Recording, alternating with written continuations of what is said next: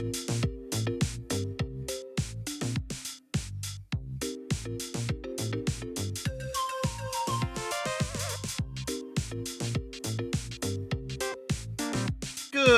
evening, everyone, and welcome into tonight's stream. Hope everyone's doing well.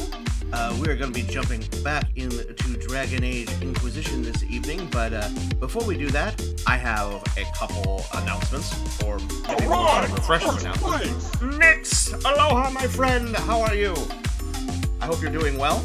So, first off, to reiterate from last night, if you guys weren't here, I posted it in the Discord. If you're not in the Discord, you should be, so that way you can get announcements like this. But we are doing a special challenge rally with channel points. We started this yesterday, and so there is now a race to unlock a certain special stream. You can choose. We actually don't have to choose. You can donate to both if you want, but there is the option for a Pal World stream, and there is an option for a Souls-like stream. We started this yesterday. I did, unfortunately, decide to cancel and reopen them, so any points that were donated yesterday have been refunded. I reset it and lowered the goals because doing the math again in my head, it would have taken forever to unlock those. They are there. Now they are significantly lowered. I feel like if people really, really want these, we could probably hit one of these within a couple of months, I think. Which was the goal in the first place. I wanted this to be something that would be a long-term sort of thing, so you guys can come back and participate and everything like that. Ahoy, Manoy! Hello there, Pina! Are you here for your Eggman? But, yes, so you can donate to either of those. You can donate up to 2,000 points per challenge per stream. So, I know a lot of people here who have been watching for a while have kind of sort of inadvertently created a stockpile. Oh, the music is louder? Sorry, I changed up my plugin for my background music. How's that? Is that better? I changed my plugin for music so the volume control is different, so I'm still kind of feeling it out. Is that better?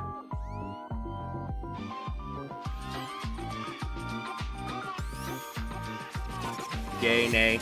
Yes. Okay.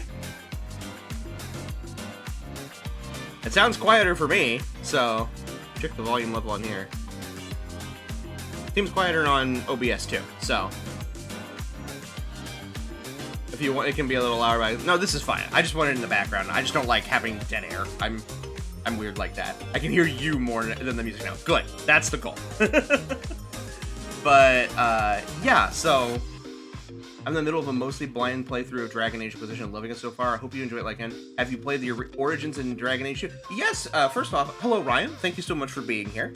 Yes, we have been playing through the franchise. So we started with Origins, played through all of that in its DLC, then moved on to 2, played all of that in its DLC, and now we are in Inquisition now.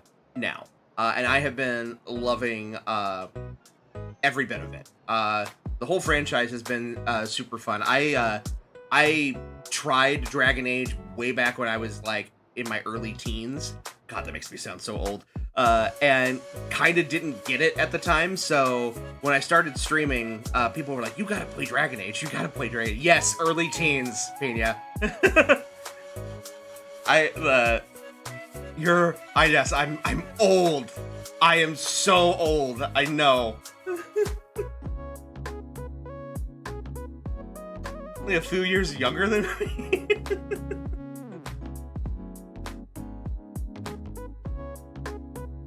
I thought I was older than you.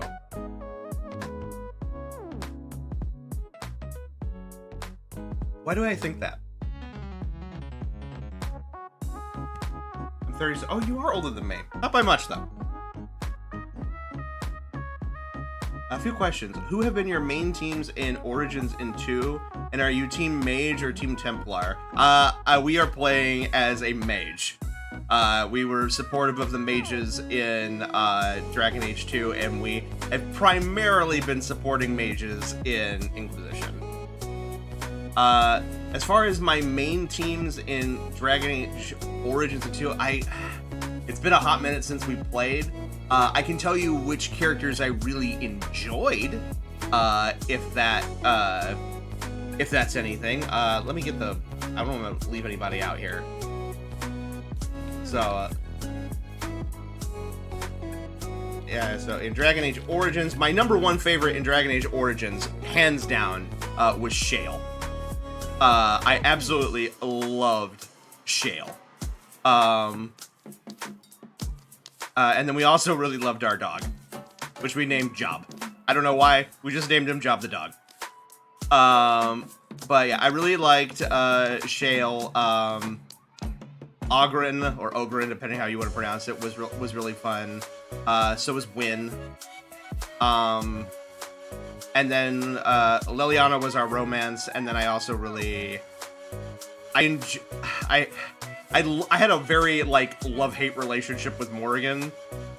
And she's grown on me a lot since then with you know, subsequent games. And then in Dragon Age 2, we had like a sort of love triangle for a while between what was it?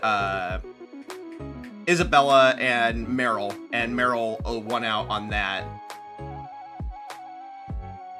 And then I also really enjoyed Anders. Anders was a lot of fun, and Varric. Varric has also been, we've loved Varric. We stand Varric in this stream, but I kind of found something to enjoy from all of the party members in Dragon Age 2, more so than I did in Origins. In Origins, there were a few characters that I felt fell really flat, but I enjoyed the companions in Dragon Age 2 a lot. And then right now, I would say probably our big three party members that I go to a lot are Dorian, Varric, and honestly, it's usually a toss-up between Iron Bull and Blackwall, which I was right about, by the way. You'll know if you haven't gotten to Blackwell's backstory yet. It's a good one. How far in Inquisition are you? I don't want to give any spoilers when giving away my team. We have all of the main party members, so you're good there. My main teams for Dragon Age Origins were Alistair, Wynn, and Zevran. That's a good set. And Fenris, Anders, and Varric, also a good combo. I see Pina, Fenris, Varric, Meryl, Anders for Dragon Age 2. For Origins, Alistair, Wynn, Morrigan, or Zevran. And Inquisition, Solus, Blackwall, Varric, and Dorian. My team Dragon Age Inquisition, Blackwall, Dorian, Iron Bull. That's a good set. What are you? So I'm assuming you're playing a mage. Are you playing a mage? Or are you playing a? What are you playing, Brian? I'm curious.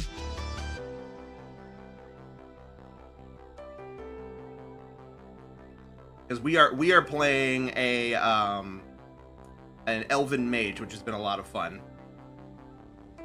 Female Qunari dual weapon rogue. Oh, that sounds fun. I've not fiddled with Qunari or with dwarves yet. We played human in I mean, you don't have a choice in Dragon Age 2, but we played human in Origins, and we're playing an elf now. So when we eventually get to Veilguard, I'm interested to see what we might end up playing. Romance Iron Bull is a dwarf. It's so funny. Yeah, I remember somebody telling me like you use like a crate for a booster seat for like everything. But yeah, that it's been a lot of fun. I've really enjoyed. I wasn't the biggest fan of the combat in the first two games because I didn't really I wasn't really liking the like almost MMO style combat. It felt a little clunky to me, but I am liking the more hybrid like RTS slash action oriented gameplay that Inquisition has been providing. I can't play anything ranged. I'm definitely a melee fighter. Hey, nothing wrong with that. We don't judge here. I play RPGs of all kind, both video game and tabletop. So, the fuck? How long have you been live? 17 minutes. Hi, Cellar Dweller. Like the story of Dragon Origins best is combat in Dragon Age 2. I really It's time to crank. let Cellar crank his hog here.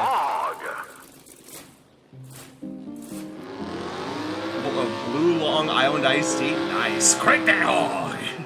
What are some of your favorite TTRPGs?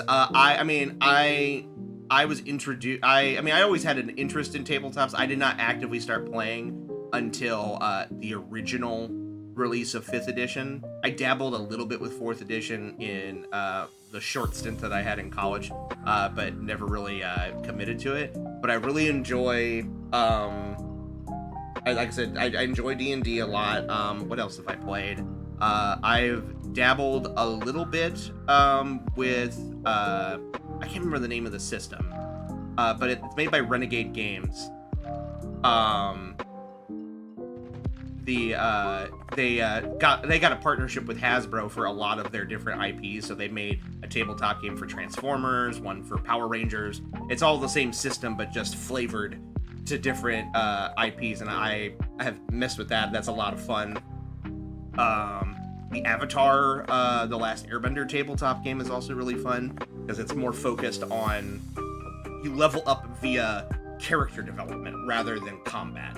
So that's a lot of fun. But I'll pretty much, if it looks even remotely interesting, I will probably try anything once. I think I started TTRPGs around 2019-ish. My favorite system is Cogent, or I'm not familiar with that one, but I've also played D&D. Monster of the Week, I've not played Monster of the Week, but I was a big fan of the McElroy brothers for their second season of the Adventure Zone, where they used Monster of the Week as the format, and that was a lot of fun. Pathfinder, I like what Pathfinder's trying to do. Pathfinder's mechanics scare me.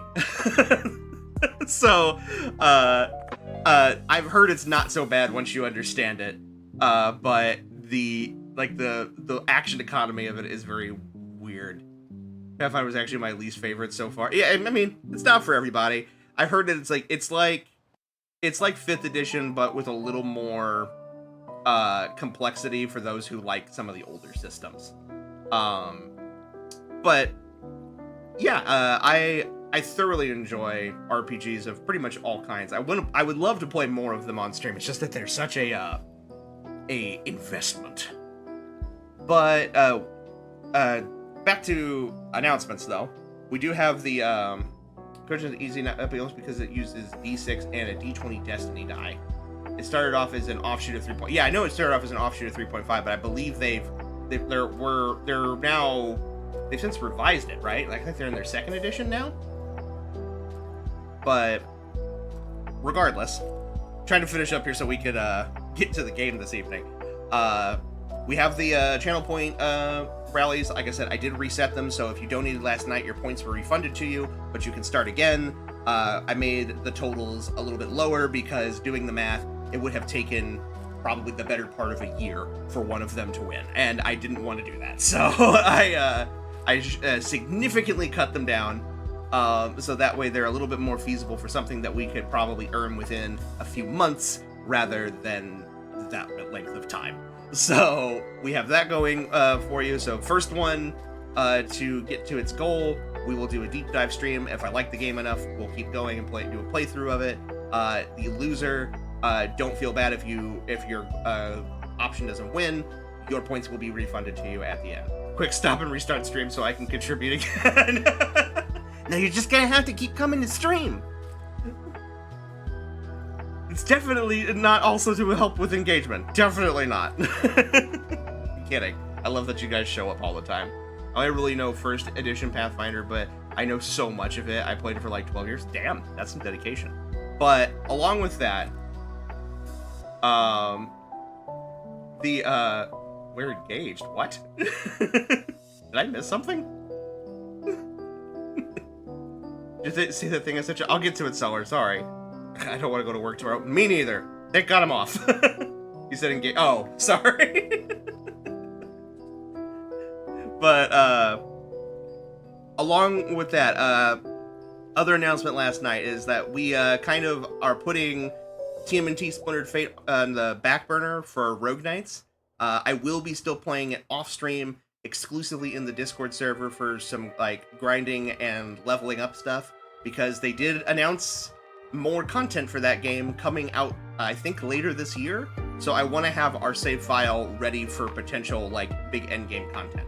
So, we will be doing that. There's no set schedule for that. It's just gonna kind of be when I can squeeze it in. But I will make an announcement on the Discord if you guys want to come hang out and watch and hang out with me while I grind up some levels and such. So there's that going on as well. That being said, that's everything I need to announce for now.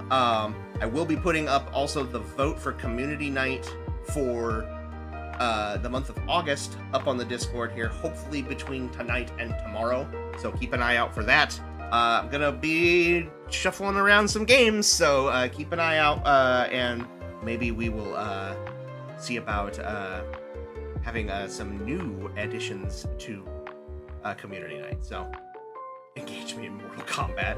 You didn't spell it with a K, so I can't do it by principle. Alright, what did you send me? Let me look here. Oh, is that my team? Do you have my team for your football? I love how you picked Branson. I live nowhere near Branson. Branson's like 4 hours away from here.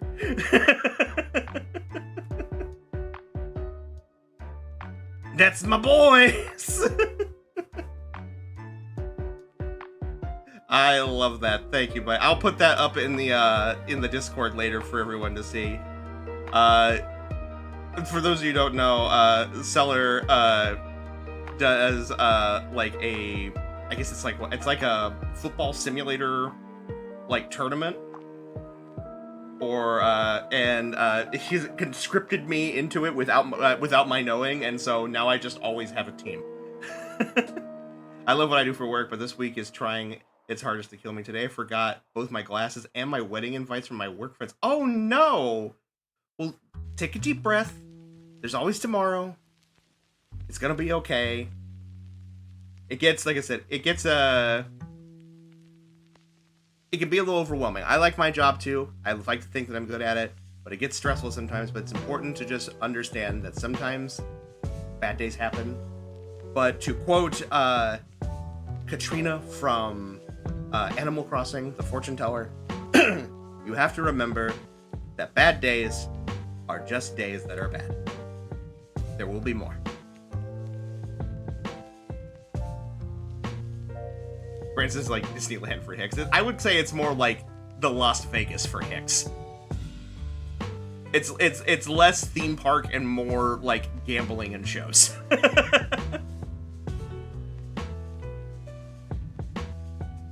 But enough of me yapping now here. Let's go ahead and get into the game here. Go ahead and turn off the music here and get us over to the game feed. Does Branson have truck and tractor pulls and demolition derbies? Because I'm in probably somewhere. You actually teach individuals with disabilities how to use technology? Ryan, that is so freaking cool.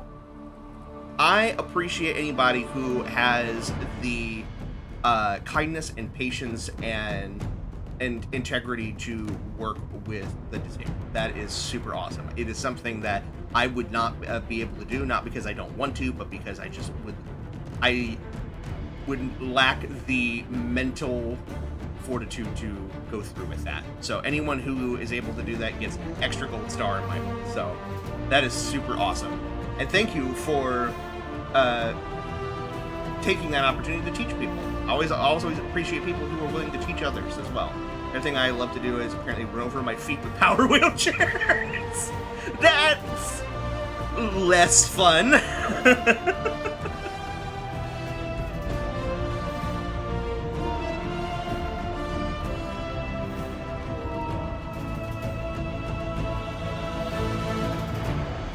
Alright, let's get in here.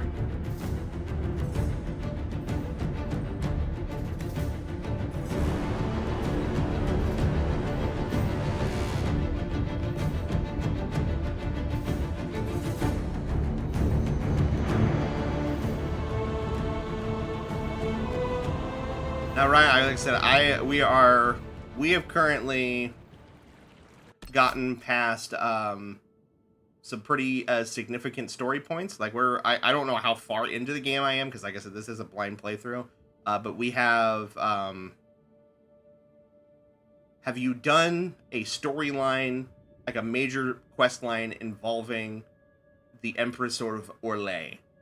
Because if you don't want to be spoiled by things, I will completely understand if you need to part ways, at least for right now. I'm so glad you're here, and I love interacting with people who are fans of the same games that I'm playing and love to talk shop about things like this, but I definitely don't want to inadvertently spoil you if you are trying to remain spoiler-free. I feel like since you're new here, it's the least I can do. If you're not worried, or if it's not going to affect your enjoyment of your playthrough, which is fine.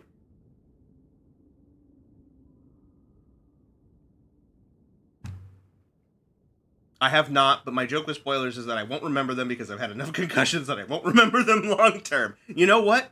I can get behind that. I'm the same way.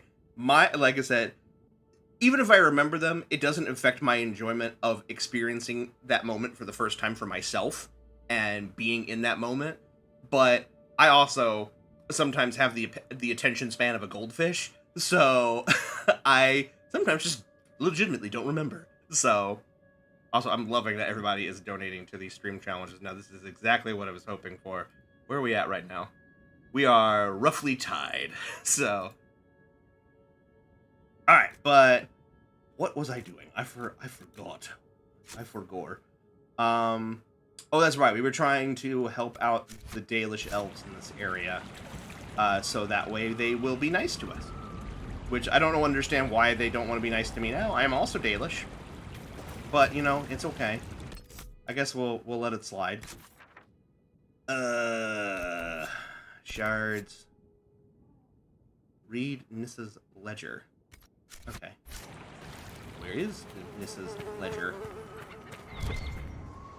That's a fast travel point. Please. This? No, that's some article. Greetings to you. Yeah, since 2022, I've had at least 6 concussions. Jesus, you sound like my little brother. Some due to seizures, and some due with the field of work I do. Don't mix seizures and concussions. Bad for the memory. No, my brother is just a, he was a thrill seeker of his own making when he was younger, and so would do really, really dumb stuff. And would just end up having the worst accidents. I'm talking about from multiple concussions, to being attacked by an entire hive of bees. And everything and anything in between. Where is this? Hold on. Why am I making this hard on myself? Let me read the ledger, you fool. Why am I...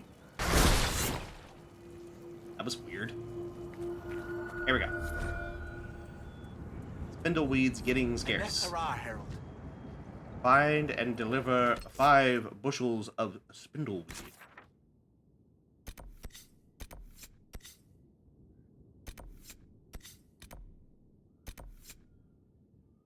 Alright. This is one of find Valoran. Alright. Let's go find Valoran. That's what we'll do. And the dumbest thing I've done after concussion is go to a Blink-182 concert the next day. I mean, at least you have good taste in music.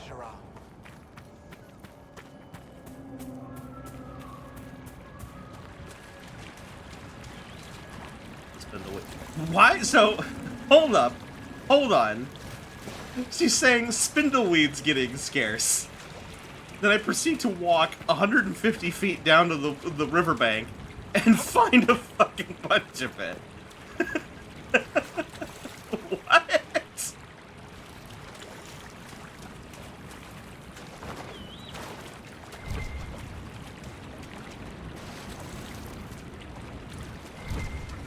I think that's 5. Alright, let me go talk to her real quick.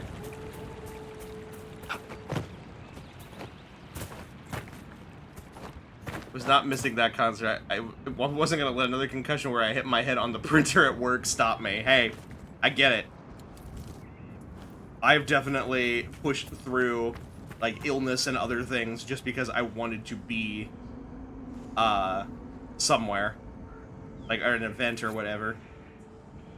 So did that help? Okay.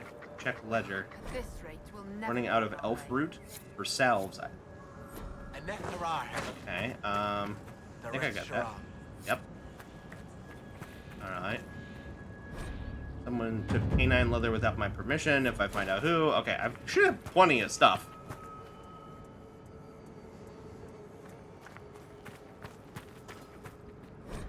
Need more iron to repair the Aravales. Just gotta keep doing it. God, this should be so much. This should be easy. Oh God, I didn't mean to throw magic at you. I'm so sorry. Been waiting 20 plus years to see them, dude. I feel that so hard. I already missed out. There are 2 bands that or I guess musical artists that I would love to see live. One of them is the Gorillaz. I would love to go see them live. They do not come to the States very often, and when they do, I live in the Midwest. They do not come to the Midwest almost ever. And the last time they did, I was broke. So, then, the other one, I can't even see anymore because they disbanded. The other one that I would have loved to see live was Daft Punk. I would love to see Daft Punk. If they ever come back together and do like a reunion tour or something like that. Rose is actually coming to. Why is my brain not registering that? Costa Rica, or is that something else?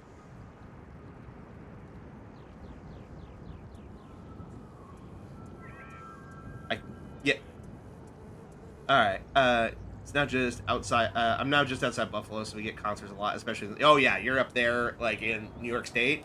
Yeah, I'm sure you get all sorts of cool, especially in the Buffalo area. But I would say I'm very much into like DJs and electronic music and stuff like that. So I would love to go to like one of the big music festivals or something just once. But they're also ridiculously expensive and usually overpriced. And a lot of them take place in Europe. So did not. Okay. I guess are we done? I guess we're done. Okay. Go to Australia with you. I would love to go back to Australia. I went to Australia as a student ambassador when I was a child. So much fun. Loved every minute of it. But I have not been back. I was probably. I want to say it was right before junior high, so I would have been like 13, 14. Plus my fiance works in theater and entertainment. You lucky duck. It's their only concert in Central America. Unfortunately, they're coming when I'm out. I wanted to go with my bestie, but oh well. Yeah, yeah. There's so many artists I would love to go see. I would love to go to more concerts. It's just that they're so expensive. They're so expensive, and yeah, I just don't have the budget for it. Like, at least not for something that's one day, right? Like I'm planning. I'm going on vacation with my partner here in a few months to Las Vegas. But, like, we're not going for, like, the typical Vegas experience. I just happen to have a lot of friends that live in the Vegas area. So, we are going there primarily to go hang out with them. And then maybe do a little bit of the typical Vegas stuff while we're there. So, like, we're trying to be smart about it. There really needs to be a music festival in the Midwest called Europe. But that might be Summerfest in Milwaukee. They have a mullet contest. Nice. Even more so with resellers. Ticket scalpers and resellers. Oh my god. I can't remember what it was. We were trying to. I was trying to look up tickets for an event that was coming up. It was for Lindsay Sterling. That's what it was. Lindsay Sterling. If you don't know her, she is a awesome violinist. She was on America's Got Talent in the early years. They thought she wouldn't be famous or popular. She ended up proving all of them wrong. But I really do. I know she's gotten a little controversial as of late, but I do enjoy her music. But I was just curious to see what the tickets went for, because I remember when I saw her years ago, and we got front row tickets, and they were like $50, $80, something like that.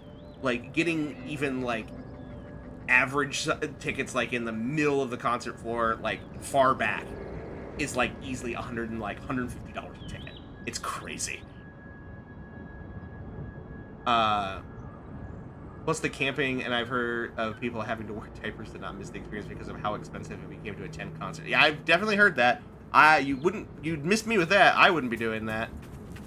Yeah, tomorrow is probably the last big fun recreation activity before. Well, congratulations! I didn't realize your wedding was coming up so soon, but that's awesome. I wish you both a wonderful life together, and the best of luck to you.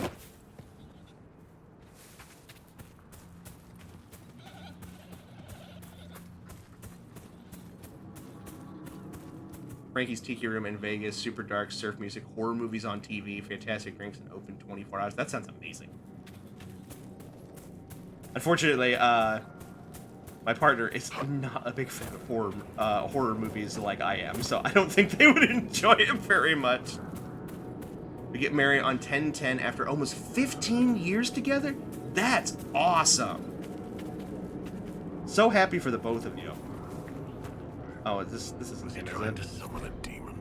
Oh, yep, Valoran's journal. Valoran's journal is stained with blood. Only a few entries can be made out. And Amelian keeps telling me I have to be patient.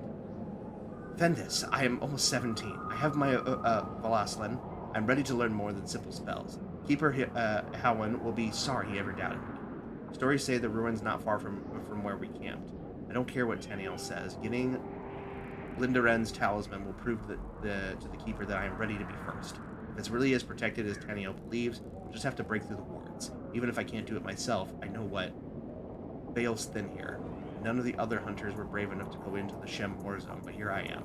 It has to work here. I know it will. Well, that sounds ominous.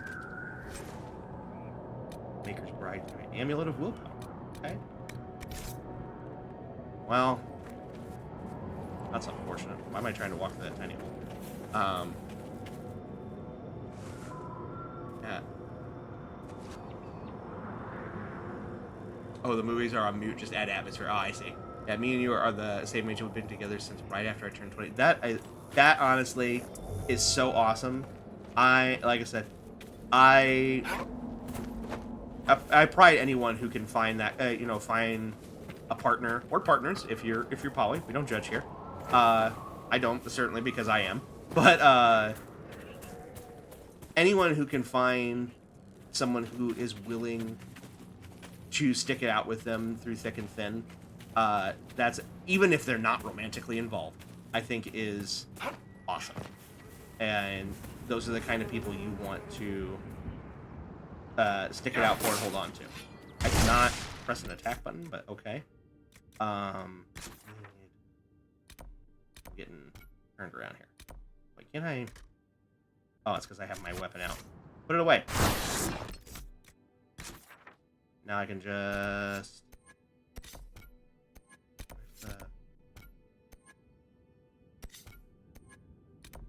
Just let me... There we go.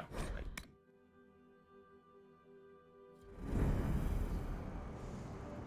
Well Welcome again, friend. Guy next to it was wasted. It's like, how do you know all these movies? I'm with my main partner because he's old. Just because he's old?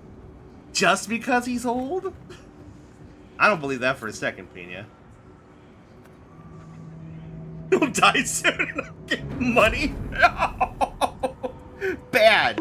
Bad.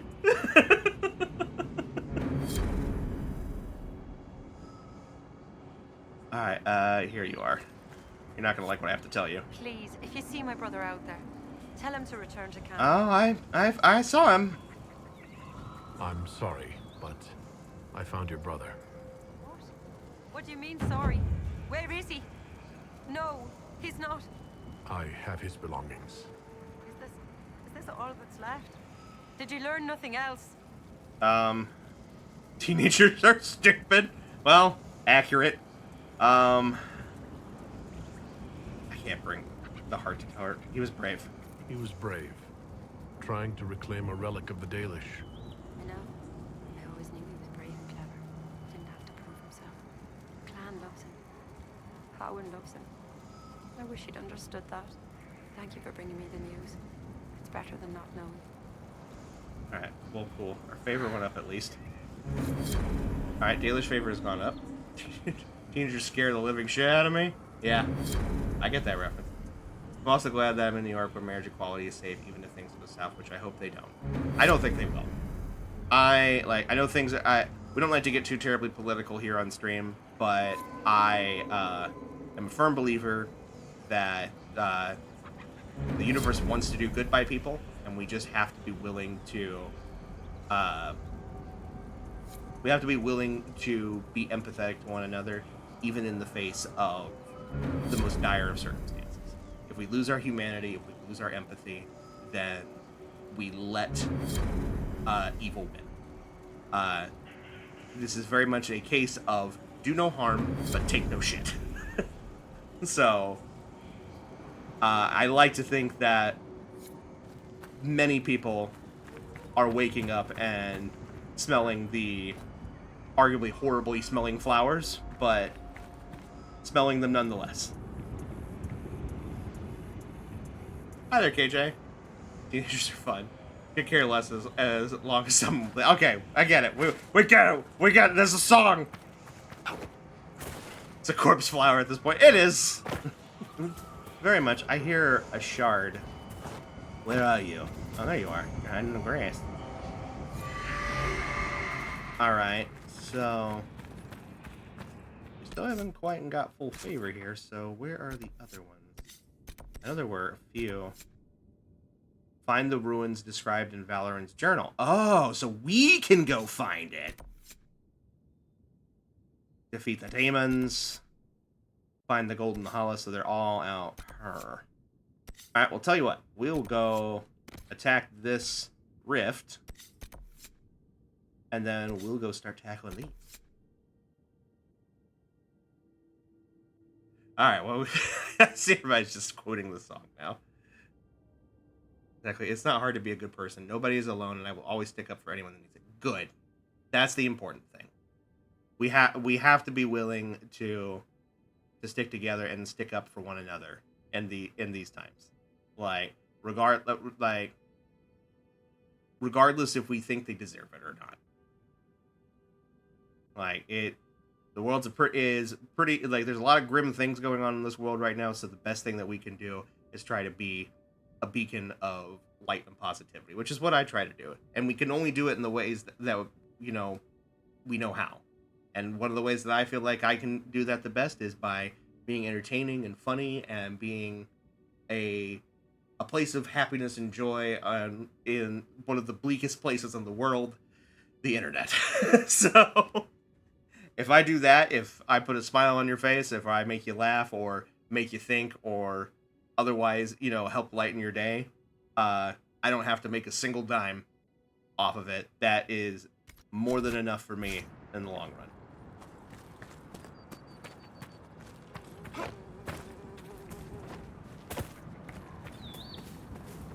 Part of the reason that I'm in the field of work I am, my rule is that if I'm not treating my clients with respect I expect people to give my family members with disabilities, I'm I'm not doing right by them, and that's not okay. That's very true.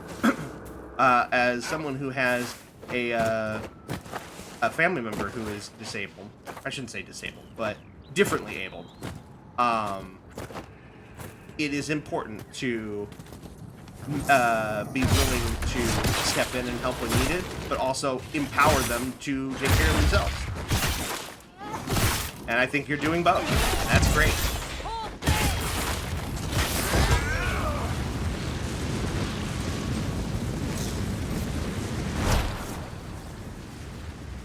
If you could try to be a good person, I'm requested for a walk. I will return. No worries.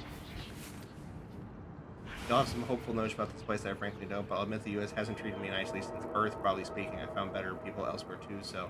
But I'll leave it at that. Yeah, like I said, it's far from perfect, and not everybody's going to have the same experience, and I'll be the first one to admit that my experience is going to be greatly different because of who I am, just genetically speaking. But... thankfully, I have the wherewithal to recognize that my situation is better than most, and I try to use that position to draw attention and support those who have not had that privilege.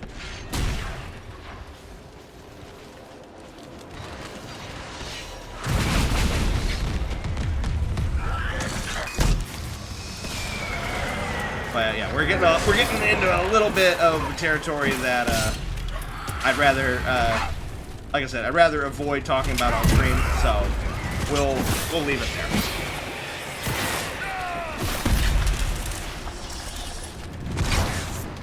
Oh. Talk about my hog instead. Fragments of fragments, but that is more than most. I know. I tell you what, more hog. Ladies and gentlemen, it's time for the moment you've been waiting for. It's time to crank that hog.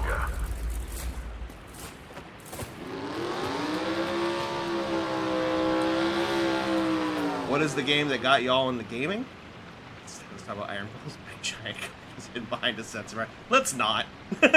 Let's not. That's as much as we need to mention about it. The game that got me into games. So like I said, I grew up in the 90s. I was born in 91.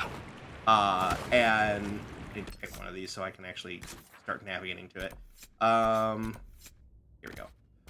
But I was born in 91, and when I was, I think, 4 or 5 years old, my parents bought me a Super Nintendo.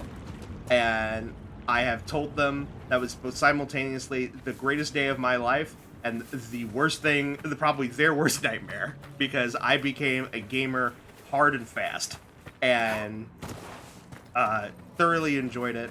The first game I ever played was Super Mario World. But the game that made me probably truly fall in love with gaming was Super Mario RPG. That is by far my favorite game of all time. I was so excited when they did the Switch remake of it. It was so much fun. I definitely want to play it again at some point in the future so I can properly record it. Maybe, if I can find enough people, I would love to do like a... So, Ryan, since you are new here, I also do voiceover work. And so a lot of the times when I'm playing games that have narration or dialogue and don't have voiceover, I will do it myself. We've done... Oh, hi! I guess I was supposed to read this first and then they show up, but I guess not. But I have done like full playthroughs of like the Paper Mario games and stuff like that, and have done like all the character dialogue. I have voice filters that I can use for things. So it's a lot of fun for me. But I would love to get some people in here and like do like a full like group voiceover of it. I think that would be a lot of fun. I was also born in 91. N64 was my first system. The first game I owned myself was Mario Kart 64, and it's still my favorite game of all time. N64 is an underappreciated console and has a very underappreciated library. A lot of people, when they think of the N64, they think of like all of like first-party stuff, and those are all great, right? But like, there's all sorts of hidden little gems and stuff like on that too, if you're willing to look for it. I was late to the party as a teenager, so the two were Fallout 4 and Assassin's Creed Syndicate and Call of Duty. What was it, in 2016? Was that Advanced Warfare? One of those. Yeah, I think so. Legend of Zelda: Link to the Past, also an excellent one. N64 is still one of my favorite controllers, and my friends think I'm crazy for that. That's just because you have to know how to hold it. The whole thing about the three-prong, like, style was that it was supposed to be designed so you could hold it multiple different ways depending on the games. They wanted to, you know, like, you could hold it at the 2, so that way you could use the D-pad and the buttons, and then you could either hold it in the center, and then either on the left or on the right, depending on the control scheme. It's just nobody who was developing for it understood that, and so it ended up having some of the weirdest control schemes of all time. Technically had a PS2 growing up for Mortal Kombat Armageddon, and I think some other games. I also had a Wii, but I just never could get into Nintendo games. They never interested in me. We can fix that. I still remember the blisters I get from Mario Party. Did you get the glove? Were you one of the ones who got the glove? You held it with your left hand and put your right hand in the middle? I mean, yeah, you could do that too. Fuck the buttons all directions. Well, there were some games that did use, like, the D-pad as, like, actual buttons for things. There weren't very many of them, but yeah. Let me get this elite.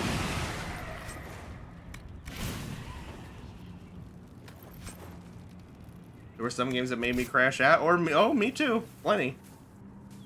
Like, Crash Bandicoot. Who fixed that adjustment? Like, I'm a very simple man. I see Hotman and I go, ooh, goo goo gaga, and literally the only reason I started playing Overwatch was because I saw Hanzo art that was extremely not safe for work. I don't see Hot Nintendo Man anywhere. Hot Nintendo Man.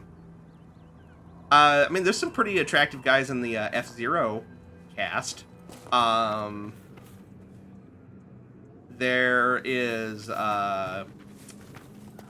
else we got?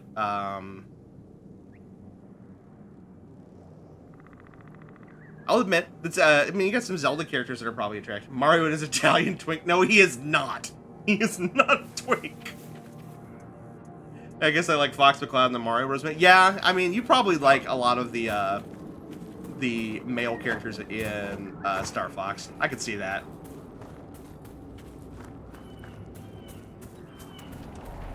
You'd probably like Wolf a lot, too. Maybe Panther Caruso.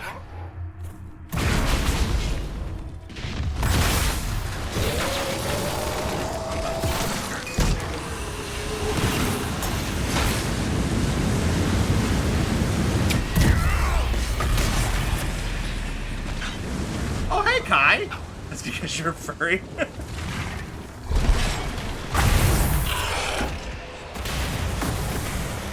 People up.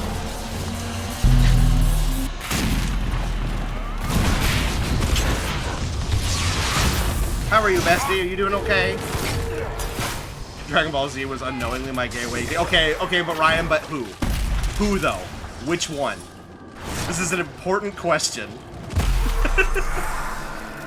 Which DBZ character was your gay awakening? I need to know this.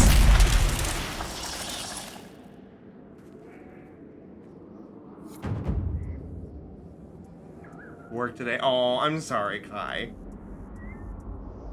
I offer you big hugs from long distance.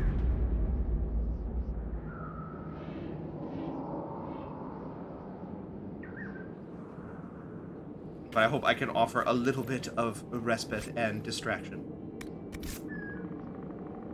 Gohan was my character of choice, that's because I watched DBZ in the craziest order. Oh!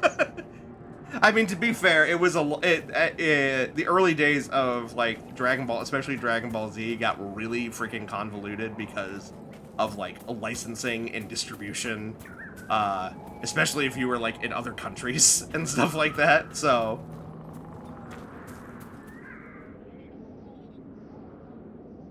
Italian male models would like to have a word with this notion. I went Android, Cell, then Frieza, then Majin Buu, then the Saiyan Saga. Thanks, Toonami. Yeah. But wow, that is a wild order. So you were probably seeing things happening and like, what are they talking about? What? I need to figure out how to get around this. I guess just go around here, maybe? But, okay, so another subject matter that is kind of tangentially related to RPGs and whatnot. So for those of you who don't know, Gen Con is going on right now, which if you don't know what Gen Con is, it's basically like the E3 for like TTRPG stuff or tabletop stuff. And D&D did like a big keynote presentation today.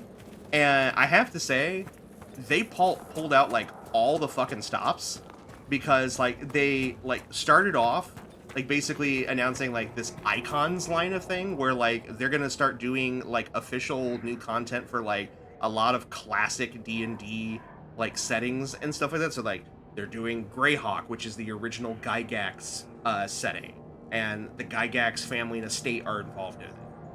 They're doing more stuff with Dragonlance, and they've got the original authors back for it. They're doing stuff with Dritz and they have R.A. Salvatore helping out with it. Like they're doing all of this stuff. They announced that, you know, they're going to do a gameplay reveal for the new Warlock game that takes place in the D&D universe, and they have I can't remember her name off the top of my head, but it's the same woman who voiced Lady Dimitrescu in Resident Evil. She's also Orin in Baldur's Gate 3. She is playing the Warlock character's patron, which is Tasha. Which, if you don't know who Tasha is, she is like an iconic character in D&D lore. They have that going on. Announced a bunch of quality of life improvements for D&D Beyond, which is nice, with a focus on making it helpful. Of the cauldron of everything, yes!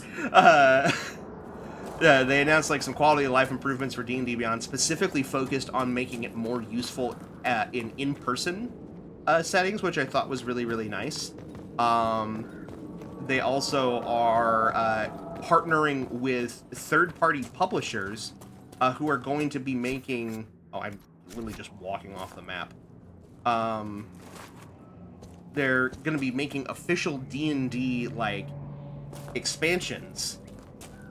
But they're being done by, like, third-party publishers like Kobold Press and Ghostfire Gaming and things of that nature. So there'll be official expansions, but not written by the official D&D team. Mainly because they want to focus their team on doing new stuff. And so they're letting these other teams like go back and revisit settings and campaign ideas that they've already like done before. So like Ghostfire Gaming is going to do a new adventure book in Ravenloft, and I think Kobold Press is doing a book themed around Icewind Dale and things of that nature. So that's going to be interesting. But then the big thing that they announced, which I actually, a lot of people were apprehensive about, but I'm actually in support of it, and I'll say why, is that they announced that similar to what Magic the Gathering is doing, they are going to start doing expansions that are collaborative efforts with like other IPs. And they announced today that in November, the first one that they're doing is with World of Warcraft. And so they're doing a whole expansion focused on the world of Azeroth and being able to essentially play WoW in a TTRPG setting. And then on top of that, they tease that next year they're going to be doing one for Star Wars.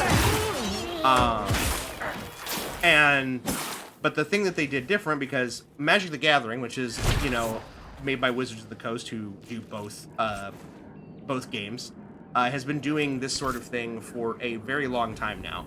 And it's kind of drawn the ire of longtime Magic the Gathering fans because they're releasing so many sets that are like crossover sets that there's been not a whole lot of new original stuff coming out.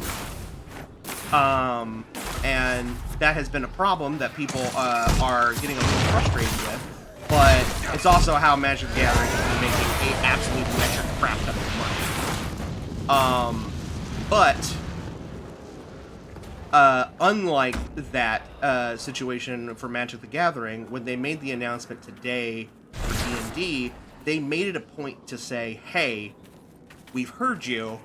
The team doing these crossover materials is a completely separate team from the original D&D team. So it's not going to take focus away from them creating original stuff too.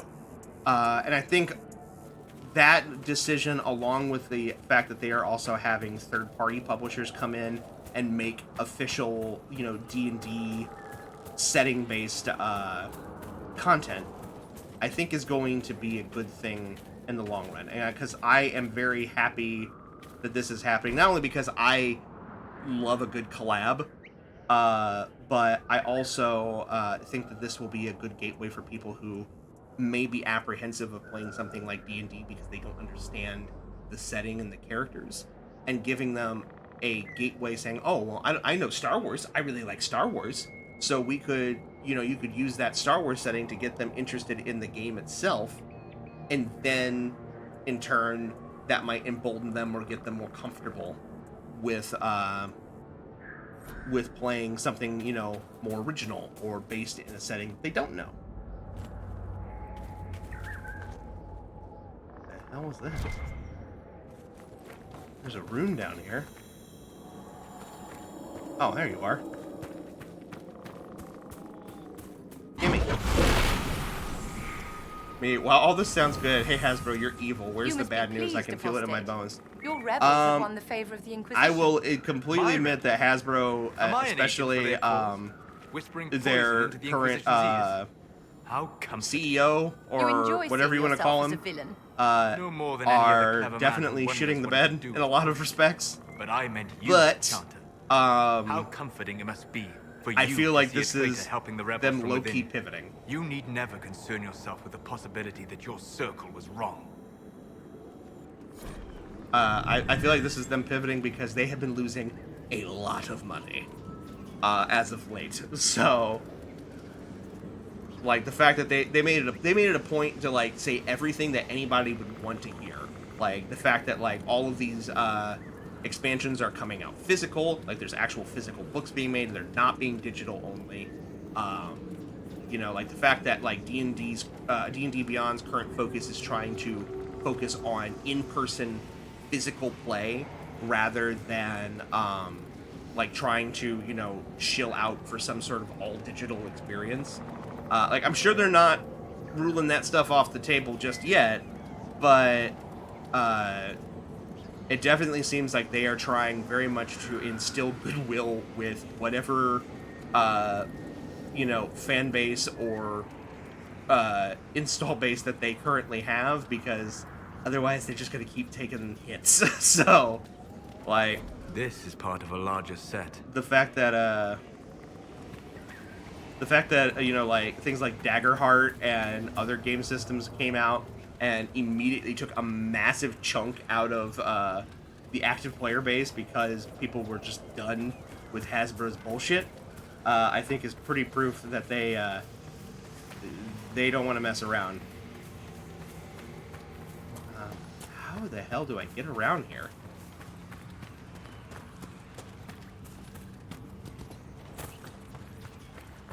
Have a cold night coming. Oh, hi guys. Didn't even see you there.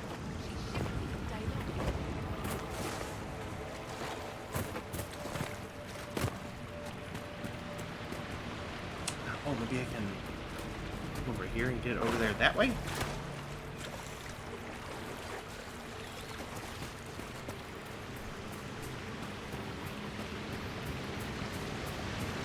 This seems promising.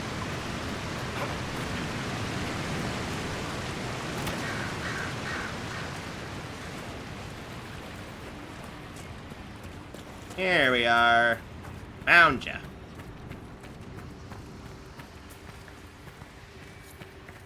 Shrine to Selays. Oh. Kill them all! Don't kill them all! Do any of you follow any sports? I am not much of a sports person in the traditional sense. I will watch sports if it's around. I do enjoy watching baseball. I also am weird and like things like golf.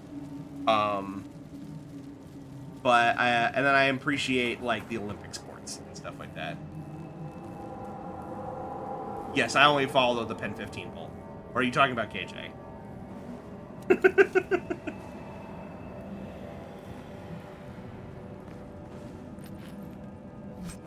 Also follow weightlifting very closely. Big supporter of the Branson Big Juicies. The Elven Glyphs, Pascal. August is on the trail of some elven mystery. If what I've heard is true, I don't want to think. Don't want that pompous artist getting his hands on it. I think he's smug now. He's searching for ruins. I know at least two. The ancient baths and the ruin in Anavarus? You know the one. Remember the mead? Get going. I'll send a messenger if I hear more. Duhane. Main sport I follow is hockey. I do enjoy a good hockey match. I've never had the pleasure of watching a hockey match like live. I've heard it's a very different experience than watching it on television. Baseball and pro. Oh, well, if we're including pro wrestling, I didn't want to include that because some people don't label that as a sport. But I love pro wrestling. I don't get to watch it nearly as much as I used to because it's actually really hard to watch pro wrestling now because it's split between like 4 different streaming services now.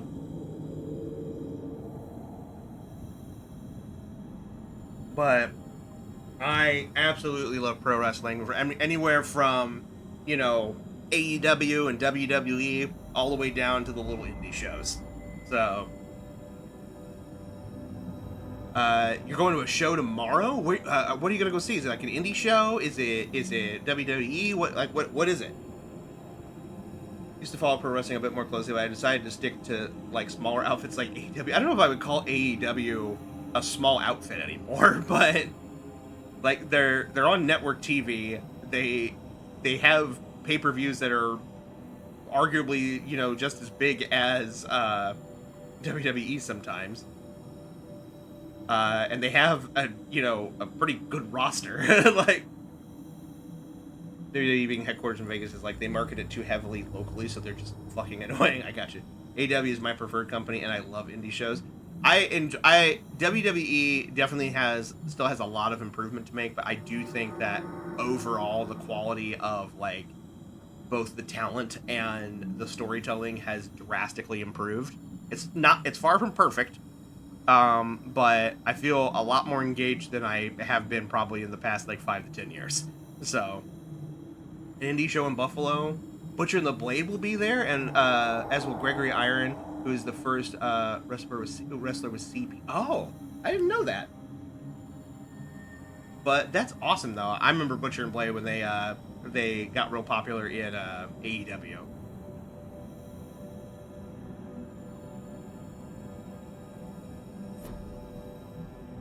Alright. I hear something. Oh, it's that rune. I need... Can I grab this? Light Balefire. Balefire.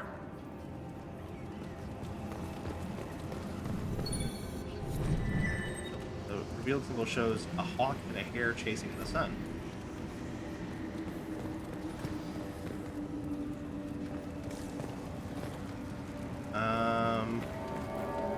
Barrier needs lightning attacks. Can you do that? Aha! Oh yeah, maybe not you. That is fair, but I'm assuming you meant I saw cerebral palsy, but I know what KJ is getting at. Yeah, that abbreviation might be best used differently. I didn't even register to me. That's fine. I know Ryan didn't mean it that way.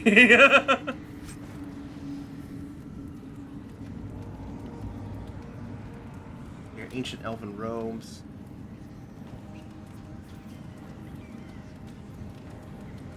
That I don't think they're very good for my current team. There's the talisman that we need. Ring of Doubt. Enter stealth when not attacking during combat. You are a deadly threat to any enemy that can't see you coming. When you attack from stealth, you automatically critically hit. Wow. That's interesting. Okay. That actually could be really good for me. That's why you never see Cyberpunk 2077 abbreviated. Some tried, it obviously didn't work. Yeah, I can see that being a problem. Oh yeah, absolutely. I sometimes forget that not everyone works in the disability school, and that could mean something completely different. Yeah, it happens. Like I said, what we just won't draw attention to it anymore. It was an honest mistake, and that's all it needs to be. So...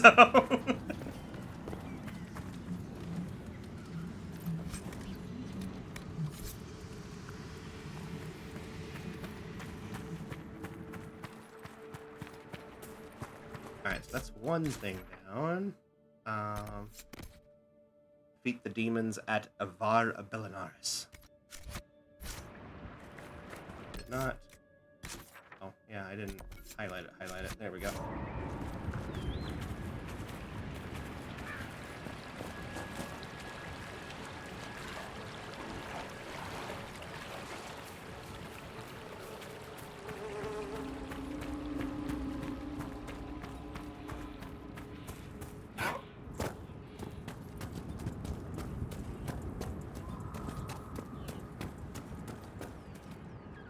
I feel like I was correcting Unks there for a second, but you two aren't that past.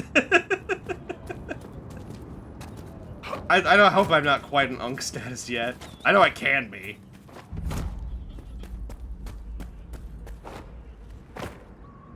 Let's be mindful of these graves, Who knows what lurks within? Wait, 90. KJ, don't make excuses to be ageist. You're a young Unk, a yunk. I can live with that, I guess. One of my favorite wrestlers I've seen live is Kevin Steen. Kevin Owens? Oh, yeah. Saw him at 2013 indie show shortly before he signed with WWE. He was the nicest wrestler. Oh, yeah, he does a great job playing an asshole. Like, but he is, like, legitimately, like, to my understanding, is like one of the nicest people you'll ever meet, which is usually the case with most wrestlers. Like a lot of people have to understand that, like, you know, part of the whole thing is that it's a performance. So, like, you know, you have to understand it's a character and not necessarily indicative of who they are as actual people. Some of them are just as bad as their characters are, but thankfully that seems to be few and far between nowadays. Only jerk I ever met at a show was Bubba Ray. Yeah, Bubba Ray, I've heard it can be a bit much. Not my fault that post-2000s monoculture using it incorrectly to make a point seems the 20th century ancient and uncivilized. Ancient and uncivilized, huh? Hello?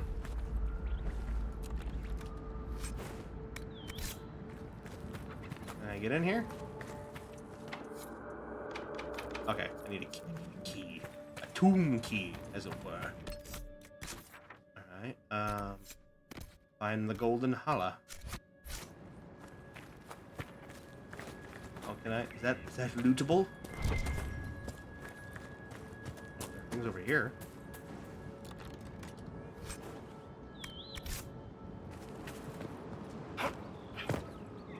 They have a piece of a table signed by the Young Bucks and the Dudley Boys from a match they had in 2014. That sounds like an awesome match, not gonna lie. I will be so real. I love wrestling. Other than a couple of indie shows, I have never had the pleasure of going to like a big like larger scale show like a WWE live show or Hi. What did I do?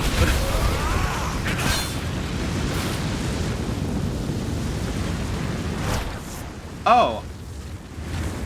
I desecrated a grave. Oops. So maybe we, don't do that. Maybe we don't do that again. Will it let me just do that with anyone?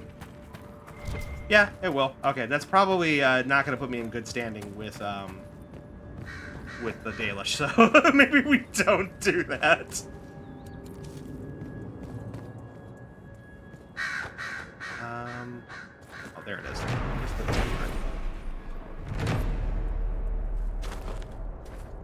I still find it funny because I've noticed mid to young Gen Z and Gen Alpha seem to able to maintain the same slang, meme, and culture, while other Gen Z and millennials are just out of it. The cool piece of memorabilia I have is a chair signed by all the talent at an indie show that had AJ Styles on it. Oh, that's awesome. Yeah, I'm having to try to find new wrestlers that I enjoy because all of the wrestlers that I've grown up with are starting to retire. Like John Cena just retired. I know John Cena was, such such a basic bitch favorite to some people, but I always enjoyed him. He's had such great crowd work and mic work.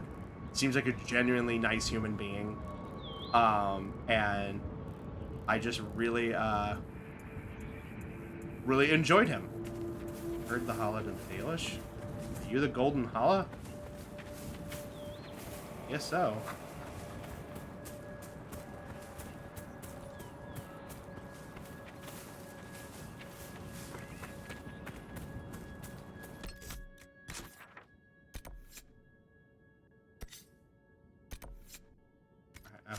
I hope I'm just trying to guide him there and he just goes on his own. I hope I don't have to path him there. Otherwise that's going to be absolutely frustrating.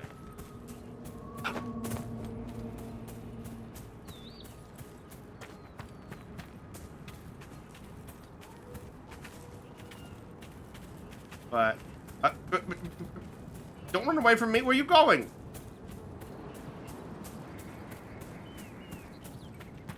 Why are you running?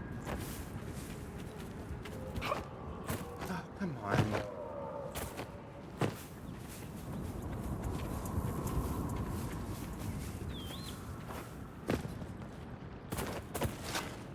But I'm like the hero of Andraste or whatever. Can you like I'm failing my animal handling check so fucking hard right now. Oh my god.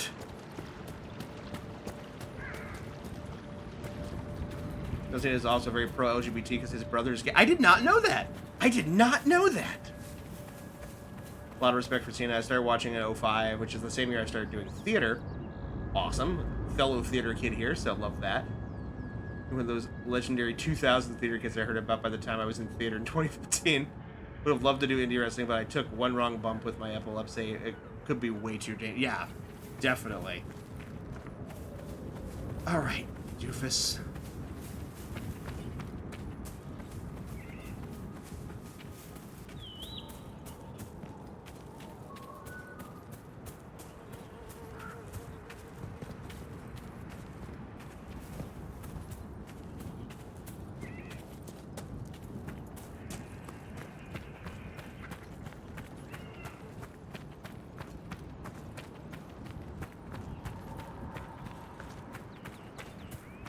Maybe its pathing was wrong and it just reset itself? I don't know.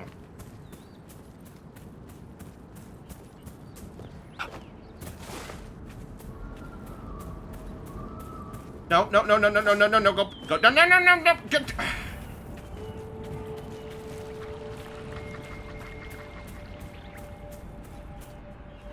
Is it the monsters? It's the monsters, isn't it?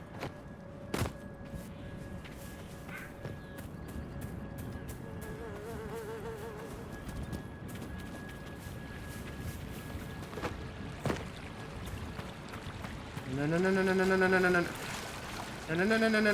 Where are you going? God damn it. Come on. You big, stupid, dumb animal. I have no idea what I meant. Okay, I saw it. Am I doing this wrong? I feel like I'm doing this very wrong. Heard the holla, dude. Like, well, how the fuck am I supposed to do that?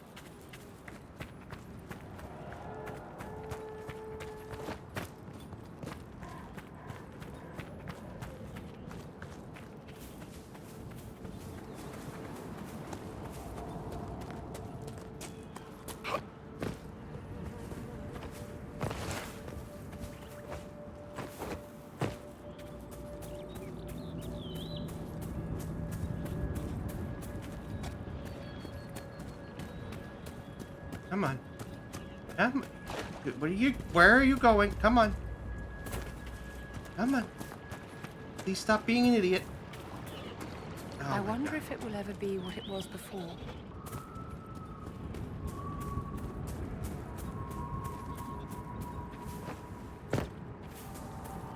Just want you to go to the Dalish. Is that so hard? I'm gonna be so real. If somebody wants to look up how I'm supposed to do this while I sit here and flounder around like an idiot, that'd be real cool. Because I feel like I am missing something critical here. Because right now it just seems like it's running around wherever the hell it goddamn pleases. Where the hell did it go? Oh, there it is. I just want you to go to the Dalish camp. I just want you to go to the Dalish camp. Why?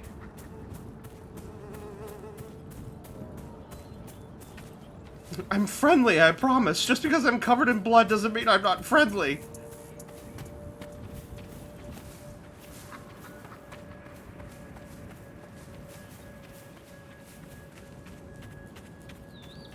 Oh my god. Does the quest say anything?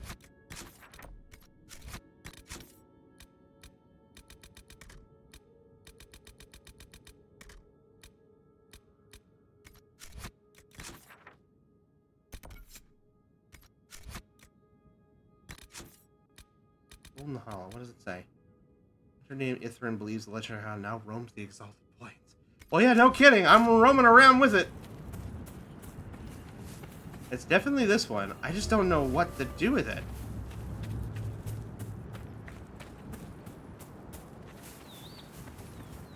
It's just running around wherever it pleases. I don't know how how am I supposed to hurt it?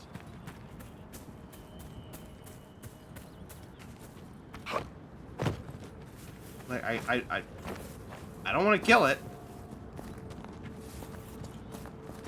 I hate this quest. It always runs the opposite direction away from you, so you need to basically run it in the direction. That's what I'm trying to do! And then it turns around and runs back at me.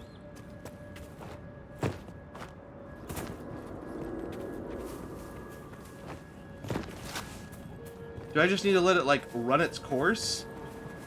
Like, let it run away a little bit? Oh, is that the trick?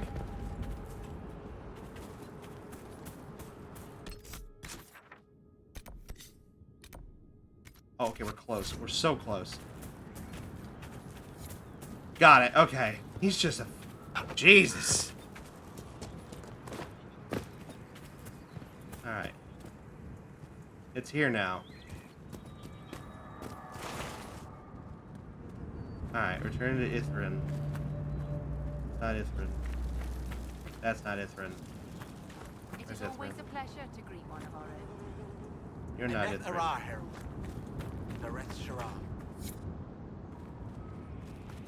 There you are. You know, I hate this one clearly. Already she makes herself known to the others. She knows she's meant to be here. Thank you, Lethaline. I will never be able to express my gratitude.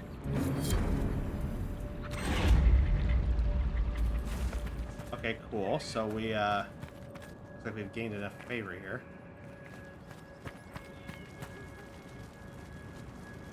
It is always a pleasure to greet one of our own. Oh, I think I need to, talk to... What's his face? Where are you? Oh, there you are. Galen, I was wrong about your Inquisition. Although the humans named you herald of their prophet, your devotion to your people is undiminished. Perhaps you will be the bridge that others hope you are. If Lorinel still wishes to join you, he has my blessing. The demons are gone. I've destroyed the demons on your sacred ground. Yes, but our hunters watched you from afar, and they know you defiled our graves. From one of the people, I'm disappointed. It was an accident! The demons are gone, and we should be thankful. A small token of our gratitude, then. I didn't mean it. Are out, Galen. Damn it. If I may share something else with you, They're strange glyphs inscribed in the stones of this place, revealed only with field fire, although they are elven in origin. I cannot make out their purpose. Perhaps they will mean something to you. Dareth Shirao, Okay. And now... Welcome again, friend. I'm not trying to talk to you. I'm trying to talk to Laura now. We've talked to you. We've dealt what we needed to do with you. I don't believe it. You convinced the Keeper. He said I can join the Inquisition if I wish. You're allowed to join us? Keeper Howen has given you permission to join the Inquisition? He has. I'll report to your camp in the south if that's all right. Carry on, Agent. All right. A new agent.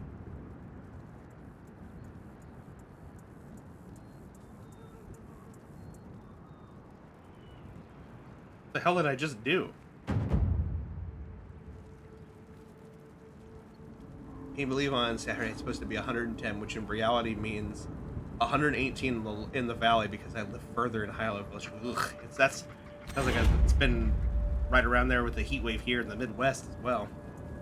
I can never deal with those temps. I struggle in the 80s. I mean, depending on how bad the humidity is. Oh, so we can buy and sell now. Awesome. Let me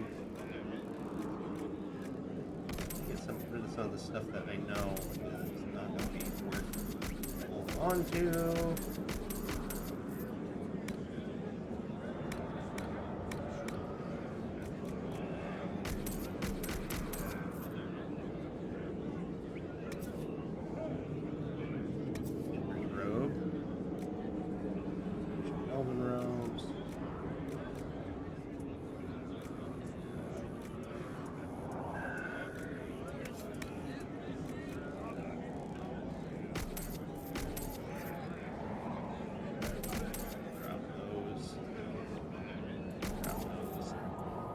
I don't want to put this on.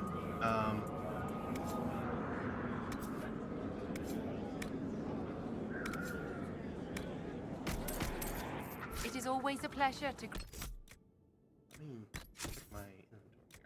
Accessories. I'm wearing what? A enhanced chain lightning, superb ring of life drain.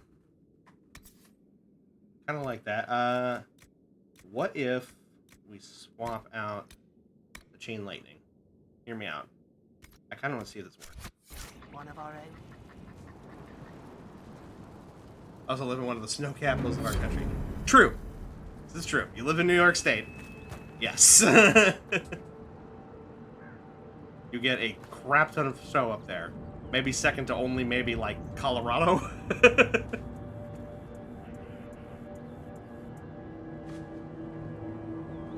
Remember, even at least being in Miami, where sure the humidity was a lot, it would be 92, but the beach was right there, and the sun tans you. At anything above 105, the sun literally just burns your skin.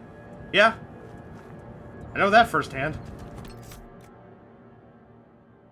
Alright, so it looks like we've done everything for the Dalish here.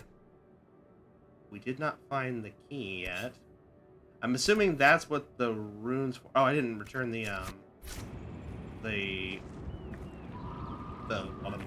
amulet. Welcome Wait, again, who's friend. supposed to get that? You? Thank you for finding Valoran. I hope he passes peacefully into the beyond. Found the talisman. I found this talisman. I think your brother was looking for it. You should have it. Lindarani's talisman. It exists? Her sword, Evanura, was taken by Shems. But in the story, her talisman was saved and hidden. This will mean so much to our people. Thank you. Cool.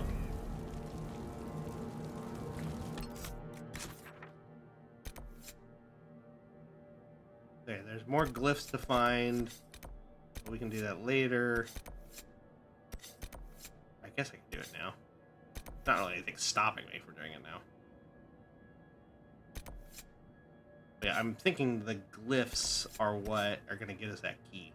So yeah, maybe we will do that. We found two.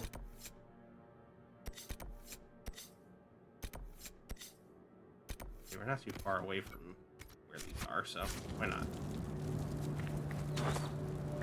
It is always a pleasure to greet one of our own. Oh god, I didn't mean to do that. I'm so sorry. Oh, I see. I see now.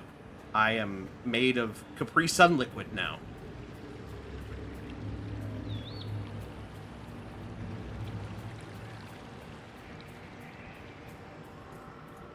Where I grew up, we wouldn't usually have snow days unless it got to negative 20-ish. That's cold.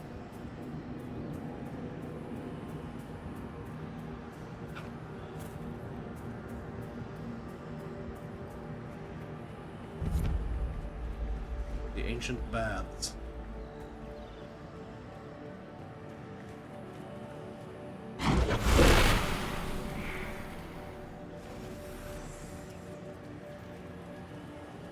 I'm just a floating torch and now you die! Rock. Rock. Bell.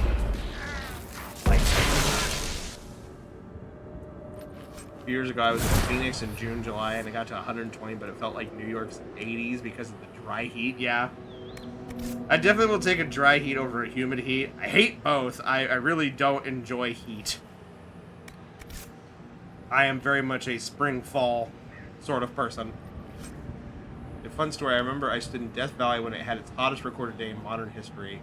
130 degrees in 2021, and I stood there and went, well, it doesn't feel any worse than 120. I mean, I feel like at a certain point, you just stop feeling the difference, right? We're searching the ruins. We heard Augusta boys are digging in the stones at Howland something. I hate these elf names. Pascal. Hey, Vol. Break this down. Thanks, buddy.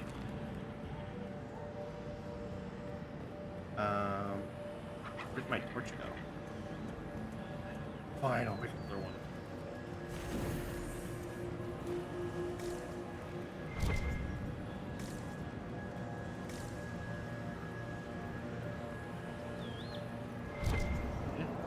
Shitty. Once you're above 100, the difference becomes more like how much is actively hurting my skin versus, oh god, I'm sweating in my eyeballs.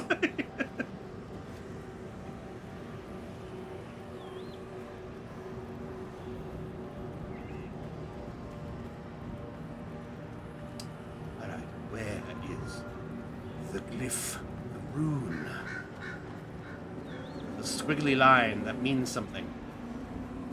Oh, found this. Oh. Did I find a rift?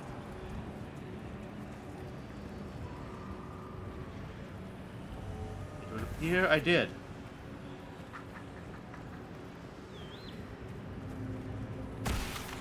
Fine, I guess we'll deal with this.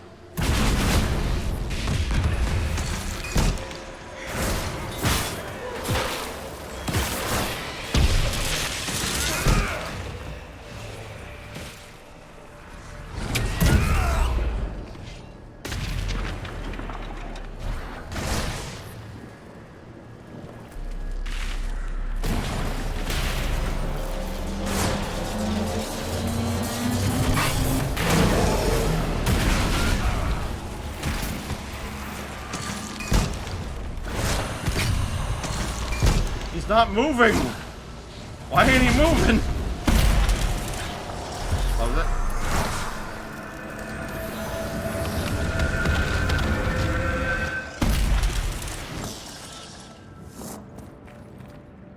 Back, please. Thank you.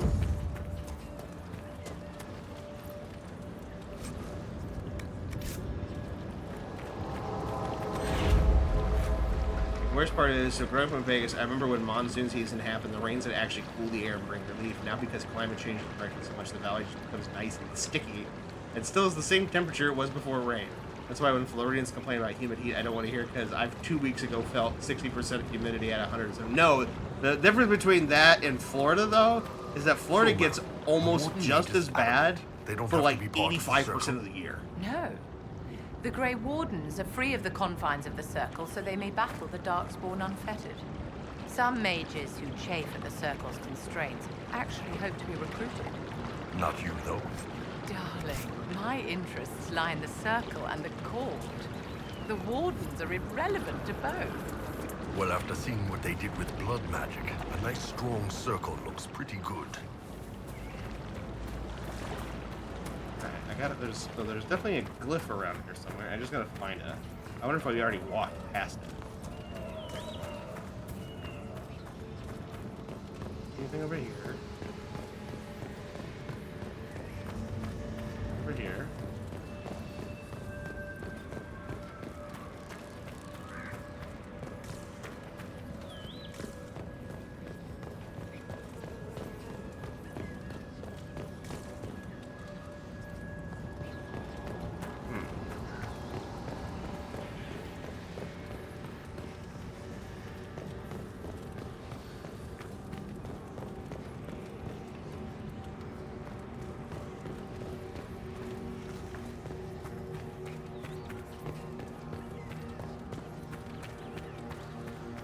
Well,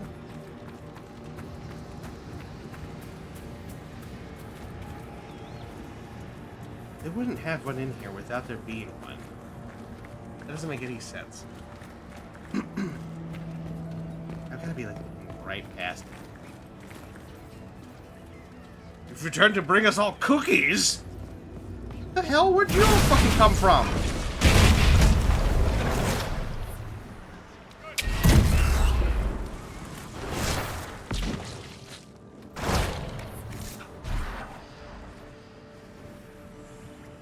Seriously though, where the hell is this?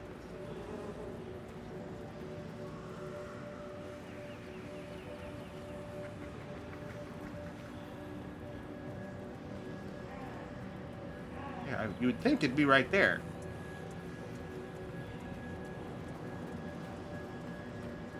Not here.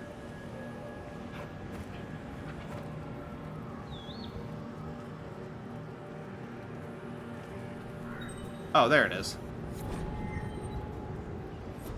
Right, 3 of 4 found.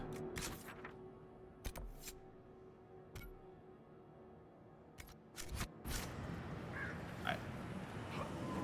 Move on. I don't know if y'all follow TNA, but when did Allie come back? I don't follow TNA as much as I used to, so I really couldn't say. Oh, I can't. This way? Nope, I'm just slowly killing myself. Alright, we'll go along around now. What's TNA? Total non-stop action wrestling. No, KJ, it's not tits and ass.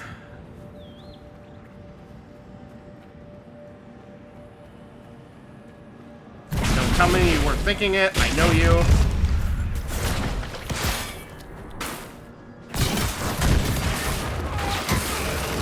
But could it be? I suppose it could, but it's not in this case. That's why I ask, because TNA means something completely different to me. I watched Dark Side of the Ring. I've watched a little bit of Dark Side of the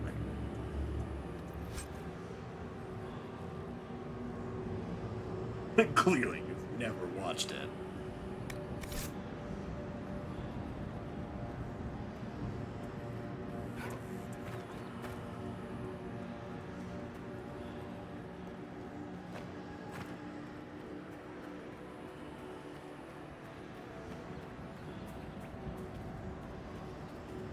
Alright, now we're moving. According to Vince Russo, tits and ass is why they got the name for TNA. I can believe it. Knowing the roster, yeah, I can see it.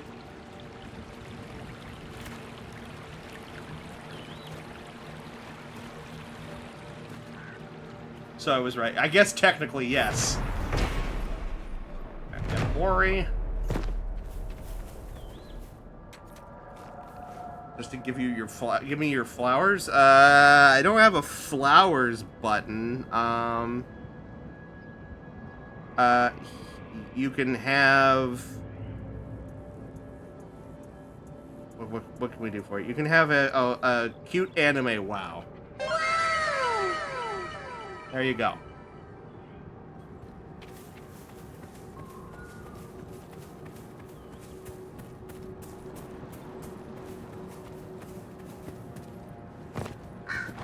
Assuming our ruins are here.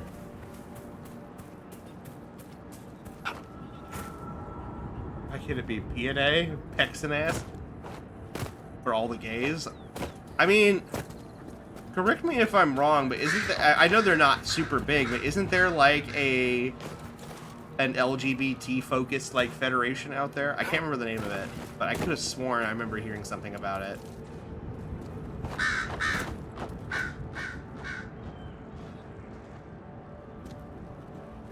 Oh, here we are.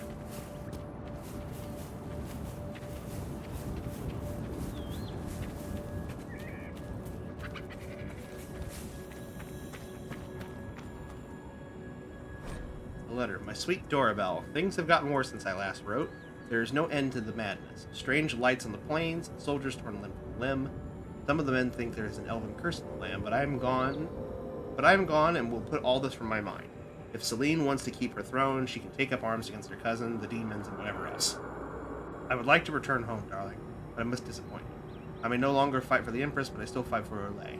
There's a rebel group gathering in the Emerald Graves Forest. People like me, tired, wanting a change. I met some of them. It feels right. There is something big planned to take the Dales, to wipe out the old politics.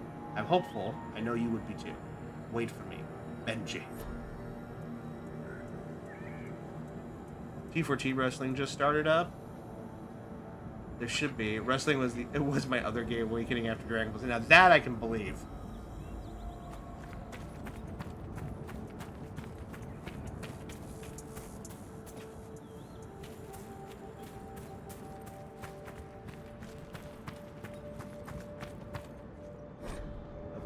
Gale. I have perused the library in Villa Morel. There are tales of a hidden elven power in the Dales. I entrust you with the task of unearthing this power. It could be a weapon in our fight for freedom. Say the key is in Dirtharven, or Dirthavaren, in the writing on the stones. As I understand it, that is the elven name for the exalted plains. It is full of ruins. I know of one by the river, west of where the armies are camped. The Shrine to Soleil. Start there. So these letters are like rotating you around to try and find it. Okay, well there's the glyph. Oh, and there's a Balefire sconce. Perfect.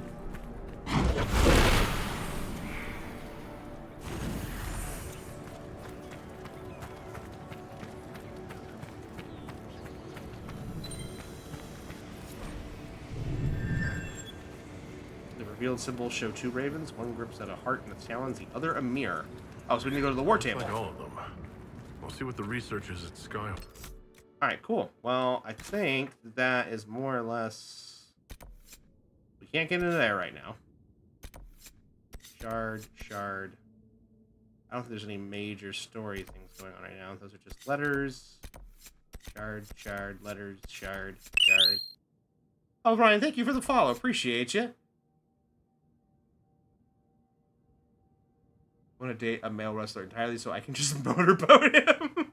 That's it. That would be the entire purpose of that relationship. But Slam and GCW are very queer inclusive, and GCW has Effie's Big Gay Brunch. That might be the one I'm hearing. I've heard of it. GCW sounds familiar.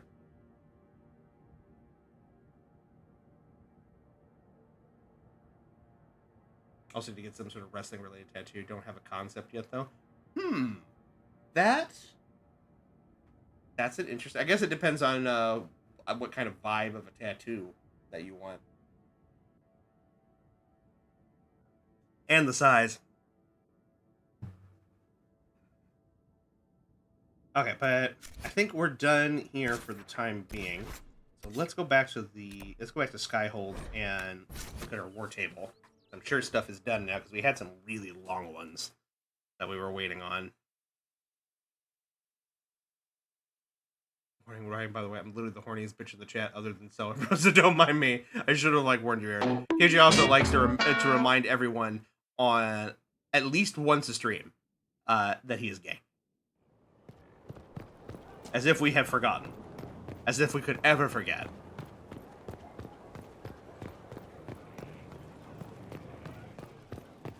What? Inquisitor.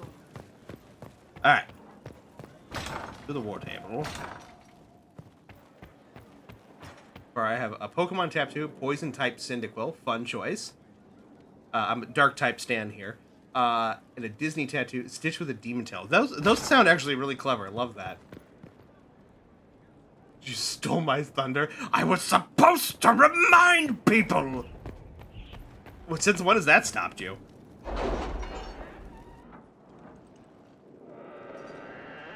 If me telling everyone stops you from telling everyone, then clearly you're not nearly as gay as I thought you were.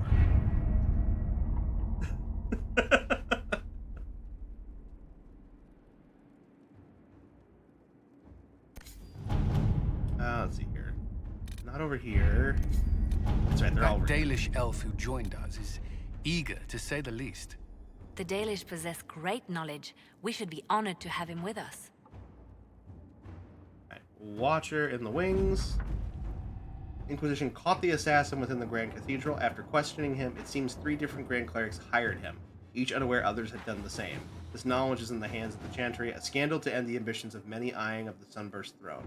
The clerics have expressed their appreciation to the Inquisition, which also recovered some interesting items from the assassin. A cruel dual blade. Probably not going to be very useful to us, but, you know, it's nice to get a prize. I feel that if KJ streamed, Nightbot would remind chat every 5 minutes. 5 minutes? Minutes? Try seconds. I haven't got one since January, and I'm dying for another, but I don't have money right now. I wanted Kingdom Hearts tattoo at some point because it's one of the first games I beat alone. Ryan, you're earning more cool points with me. I love Kingdom Hearts. For information on your lineage from a few. I do not have any tattoos, mostly because I have psoriasis. Trust they so preserve me. Feel free to use those requests I'm as trying to talk kindling. here. Thank you. No, I shall take them. Liana. I want to know who pines for our commander. We can use this to our advantage. Okay. I'm not bait. Oh my god. Gosh, just look pretty. Thank you. But I do not have any tattoos of my own yet. I've been thinking about it more and more often as of late. Like I said, I do have psoriasis, so like main thing I have to worry about is my skin reacting to stuff. But I've been contemplating about getting something small just to kind of test the waters and see what happens. Not sure what that's going to be yet. My partner and I are thinking about doing one together while we're out in Vegas. So another Kingdom Hearts fan. Someone call Kai. I'll sit there with y'all as you try to explain to me what the fuck is going on. My fiance, who was not a gamer before a few years ago, started with Kingdom Hearts, and I was so proud of him when he beat it. That's awesome. Did he play OG, like original PS2 release Kingdom Hearts, or did he play one of the Final Mix ports? Just curious, because they're kind of a different. They are a slightly different experience if you're playing original release versus Final Mix. Not that I'm judging. I'm just curious.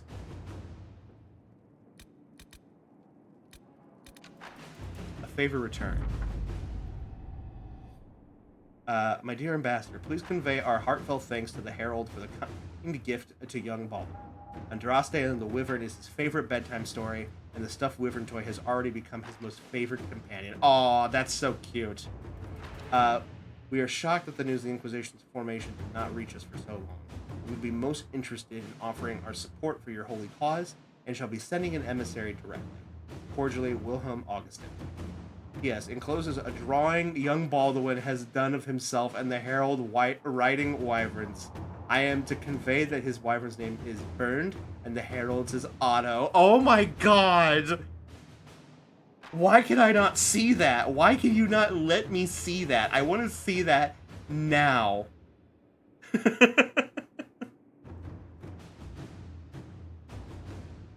He played Final Mix and he beat 1, 2, and 3 within a few months. Nice. I need to go back and play those games. I want to get the collection and maybe it's one of the after we finish Dragon Age, I've got a couple of ideas of like franchises or longer games to play next after this. Kingdom Hearts is definitely one of the ones on that list. I feel like it wouldn't be nearly as long as playing Dragon Age games, but there's still a lot to do in them. I still have certain scenes in Kingdom Hearts 1 memorized because when I played, you couldn't skip scenes. Yeah. Kind of tangentially related, but did you guys see Resident Evil is now Japan's third best-selling game franchise behind Pokemon and Mario? It took the place of Final Fantasy. Honestly, with how much effort they've been going into Resident Evil, I could see it. I'm shocked that it's Final Fantasy of all things that it took the place of, but not surprised that it's getting as big as it is. All right, and then Evading the Crows. Oh, this is from Zevran, right? Leliana, it's been a pleasure. Superb Amulet of Evasion. Nice. Okay. So what do we have left here? Bestow Morning Hala? Inquisitor, in light of the information you gave us regarding the truth of the events at Red Crossing, we'd like to offer a sign of mourning to the village. Since both sides played a part in this tragedy, honoring the village with one of our hala seems appropriate. If it could be kept there, it might remind both sides of the fragile beauty of things that journey to places where they are strangers. I understand that the villagers of Red Crossing do not trust the Dalish given our history. If you could convince them to accept the tribute in good faith, it would be greatly appreciated. Okay, so that's something. Resources, leather, cloth, resources. Investigate Serena Quarry. Oh no, I already did that. Investigate the Elven Glyphs. Okay, that's just a cost.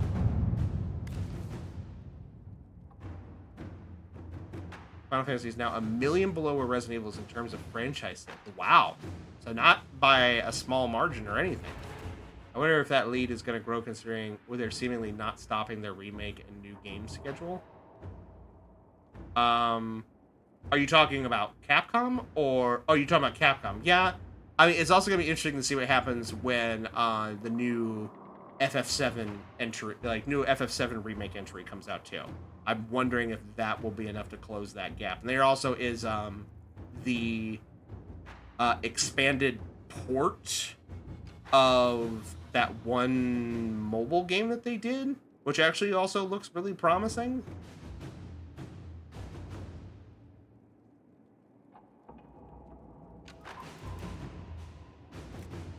Of our majors, a Deo Shelf named Cillian believes he may be able to translate the glyphs provided we grant him the needed contact. All right, give it to him. He required some gifts to several Dawish clans traveling along the Waking Sea coast, but Cillian was able to get the text needed to translate the glyphs. He claims they are a kind of map showing the location to an ancient temple dedicated to Durthaman, the elven god of secrets. He's provided the location, but it should be noted we're not the first to investigate these glyphs. A group of treasure hunters evidently mentioned them several years ago, though they have not been heard from since. So, new area unlocked. We'll go there in a moment. We need to set up some new quest lists.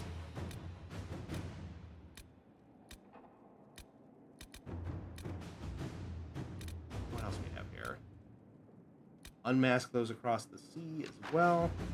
So, okay, let me go back to this Morning Hollow one. What's our options for that? So, yeah, I can twist the noble who controls Red Crossing to accepting this, but it will end 2 marriages and lead to at least 1 duel.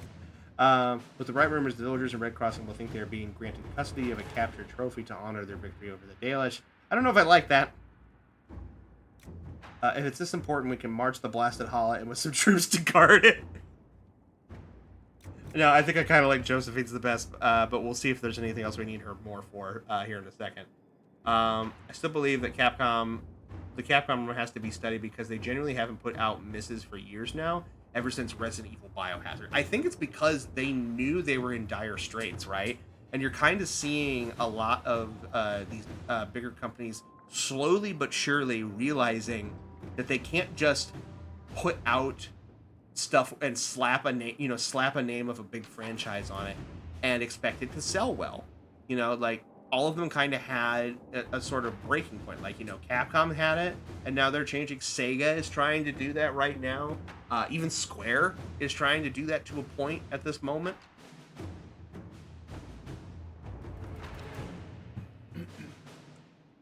Like, it's one of those things that's like, as someone who's very passionate about the video game industry, the thing that's going to save us from having another video game crash is enough of these these larger players in the industry realizing that infinite growth is a pipe dream, and eventually you are going to not be able to continue being bigger than you were the previous year. It's just not possible. You can certainly try, and you can make cuts, and you can fire people, and you can liquidate assets and make it look like you are, but eventually you will reach a tipping point where you have to shift from trying to make more profit than you did the year before to just making sure you make a profit. And you do that by making sure that you have a quality product that people actually want and enjoy. So it's good. I'm sure for a lot of these studios and developers, it's going to be like pulling teeth to get them to realize that. And it certainly seems like certain companies, PlayStation, seems to be hell-bent on doing everything they can to avoid it. But it's going to happen one way or the other. It's just, all of the signs are pointing to that being the case.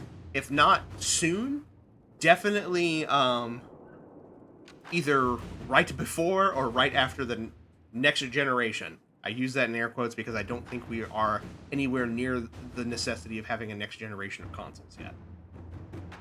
Do you think Kingdom Hearts 4 is going to live up to the hype? Hard to say. I think it's going to be completely dependent on how much they keep showing of the game. I will say having them drop a gameplay trailer during a Nintendo Direct of all things was not expected, and it looked really cool.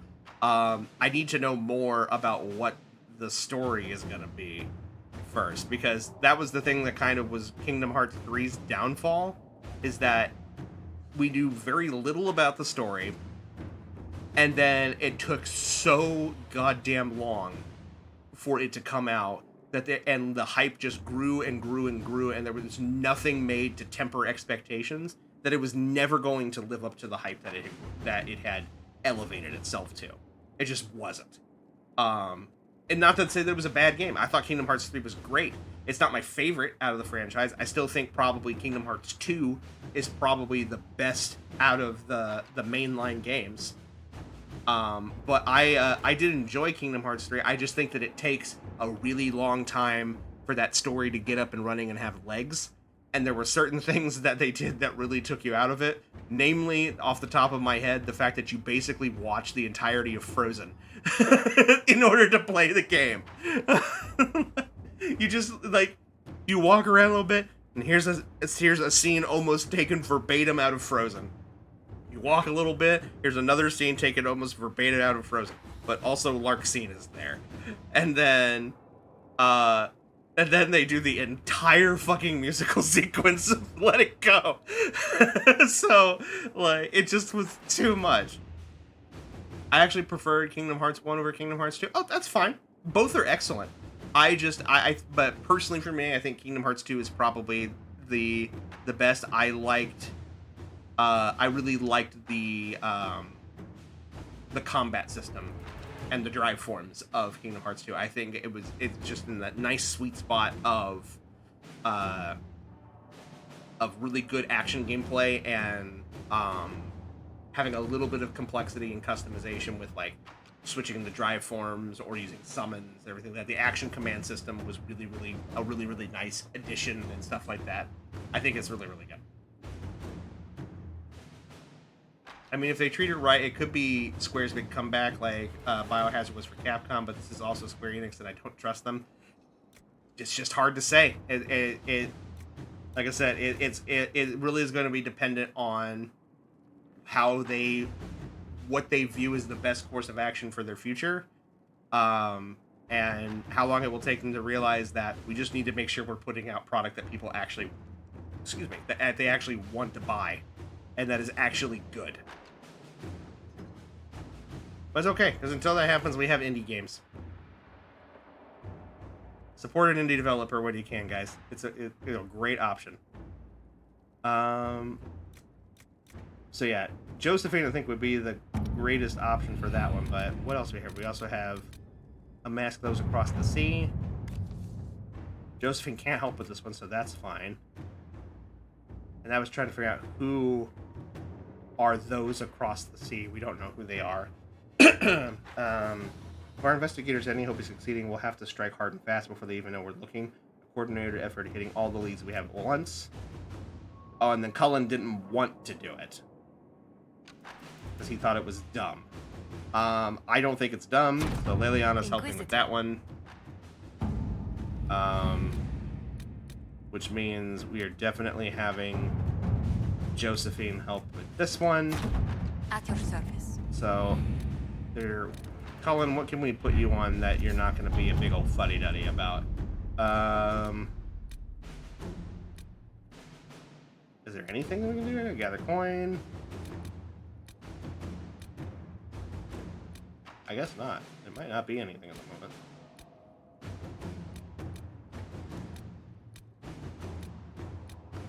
I guess we'll just have you get resources, I guess. There you go. Alright. So now, we shall go to these ruins.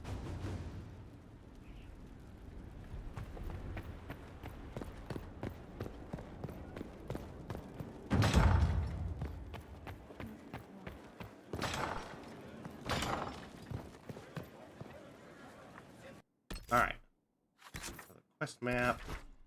Where are they?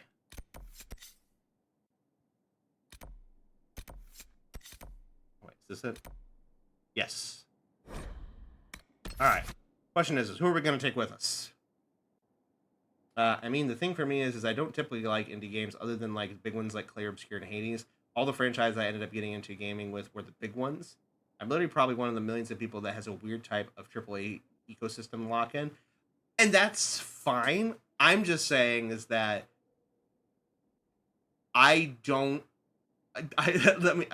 believe that if you're saying I don't typically like indie games, I think it's just because you haven't given yourself enough opportunity to try them. There are plenty, like I said, if you like Hades, there are plenty of games that are like Hades that are just as good. If you like Clair Obscur, there are plenty of RPGs of all different shapes and sizes that are, have the same level of heart and attention to detail that there are there. That's part of why I like to do demo days once a month to try to showcase these games because there is so much there. And the best part of it is that they're usually so much cheaper and they go on sale so frequently that, in my opinion, sometimes it's worth the risk to throw a few dollars at a developer just to try a game. And if you don't like it, well, then guess what? You lost out on having McDonald's for a day. It's one of those things that it's like, it's such a low risk. It's one of those, I mean, especially like if you're buying on platforms like Steam and stuff where like if you legitimately didn't like it, or if it ended up being something that you didn't think that it was, which I've had happen before, you can refund it.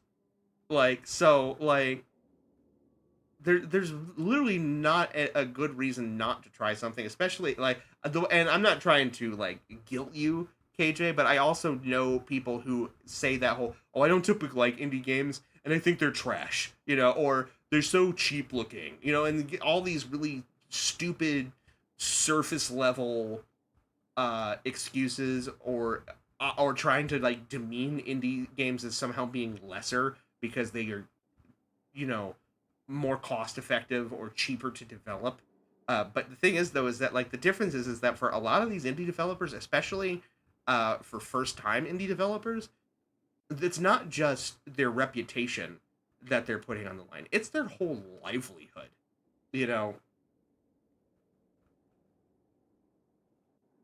There are studios out there that have made some of these games that we have played that they were running off of things like, putting their houses up for collateral on a loan or dipping into life savings and stuff like that to try to chase a dream of, putting out something that even that they're not necessarily looking to be a sensation, but at least to be enjoyable and have people try it and play it and say, "This is our project.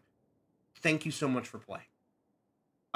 And I think that's admirable, and I think that they are the lifeblood of this industry right now. If it were not for for so many good indie games coming out and being so cost effective to get into, I feel like the gaming industry would be in a much worse place than it is right now. I wasn't disparaging indie games. I just don't get interested in some of them that often. Clair Obscur had the former Assassin's Creed Ubisoft developer pedigree and the French government, and Hades was Supergiant out of San Francisco, a city I love. And so that, I mean, honestly though, there's the thing though, right? Is like you can find criteria like that to enjoy about indie games. Like if you want to support, San Francisco developers or people, based out of California, or if you want to support female developers or LGBT developers and stuff like that, you can find so many resources to point you in the right direction for that kind of stuff. So, like, there are so many, games out there, especially, like, you find ones that are, like, delving into exploring, a developer's culture or life experience or stuff like that. Like, some of them are so much fun just to explore from a purely aesthetic and artistic perspective. Honestly, something that's maybe uncomfortable is I'm probably one of those gamers PlayStation wants to appeal to. I don't like being in that market morally. Buy some indie games then, KJ. Stick it to them. Go support an indie dev. Preferably with a physical copy if you can manage to find one. I'll help. I got the connections for you, bud. All right, so who we want to take with us into this ruin? It's Dalish. Maybe having Solus with us probably isn't a bad idea. I don't have the shelf space for physical. I will literally buy you shelves. I will literally buy you a shelf.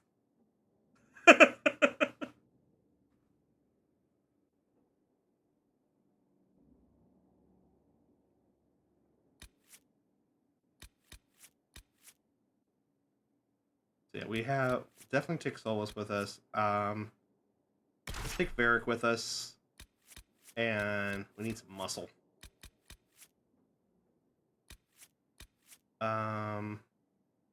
Just had Bull with us. Let's take.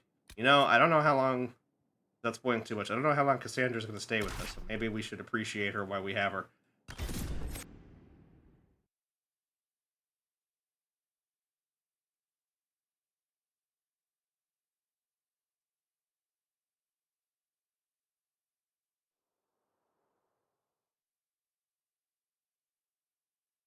I will say, speaking of indie devs, I gotta find the. Hold on, let me find the name of it really quick because I just got pointed. We've talked about it before.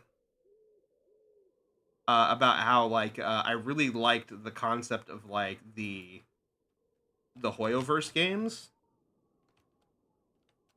but I was apprehensive of doing them because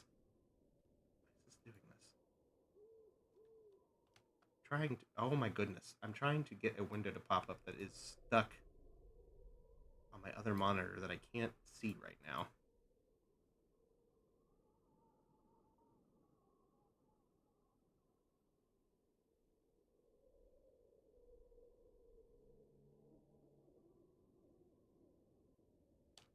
There we go. Let me find it. But I found a game that got recommended to me. That is essentially Genshin, but without the gacha mechanics. I haven't looked that deeply into it.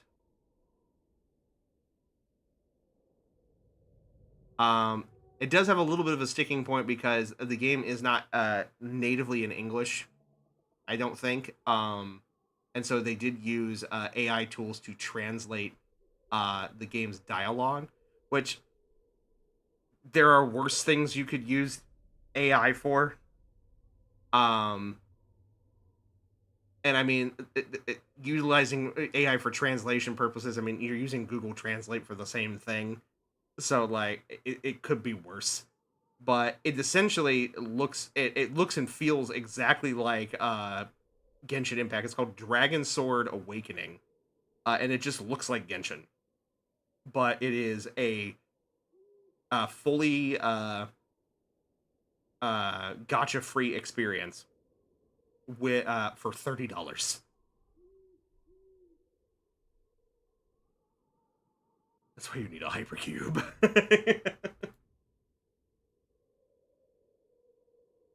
Not sure if you saw, but French people are saying the French dub of the new Halo game has to be AI. I've listened to it, and honestly, it sounds awful to a degree that's in. I am I was never a big Halo kid. I played a little bit of it younger, mostly because I didn't own an Xbox when it came out. So I kind of missed the Halo train for the most part. Unrelated to anything, Google Translate used to have a language mode for Elmer Fudd, and I love it. That's amazing. But yeah, I did play a little bit of Halo when I went to friends' houses, and enjoyed it. And I've seen playthroughs of the original Halo, and my God, this remake, while the gameplay itself isn't necessarily bad, it just seems like it's so soulless in its effort. Like, it feels super handholdy. Like, they don't think that, like, the player knows how to play video games. And as someone who's a voice actor, I haven't heard the French dub. But I have heard the English dub, and they brought back, I think, most of the original cast where they could.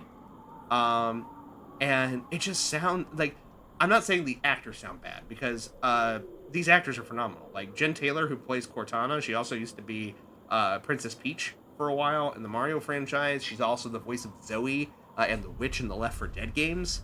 And she does phenomenal work, but the vocal direction makes her sound terrible.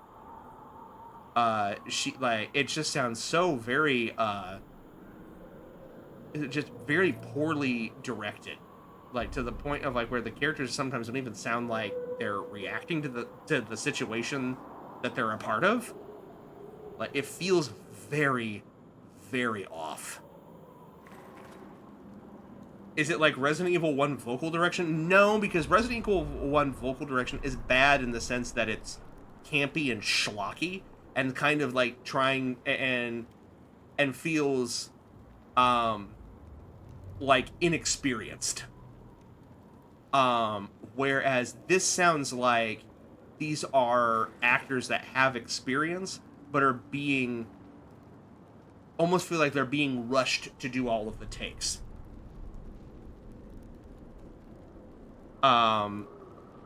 Like it feels like that they gave them the lines, gave them 1 point of vocal direction. They got 1 take to do every line, and then that was just what they used. So a lot of them just kind of come off as very uncanny.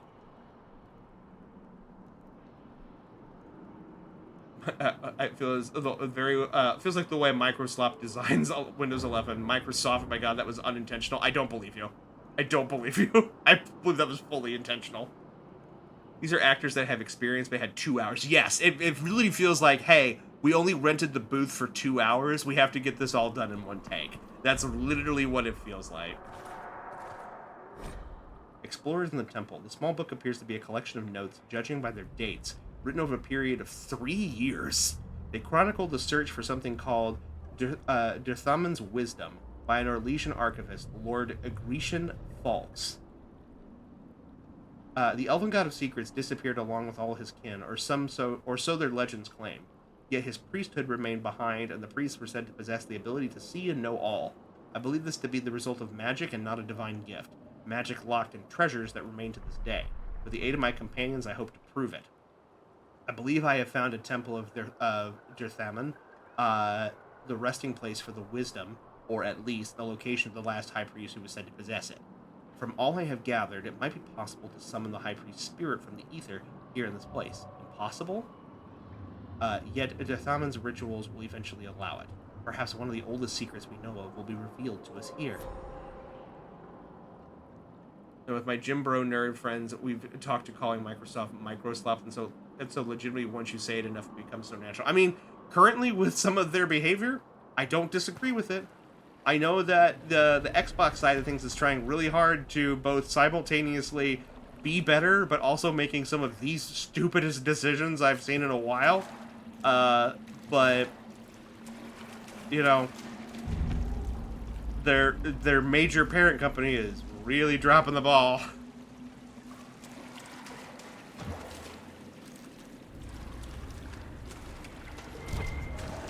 Okay. It's probably going to be necessary.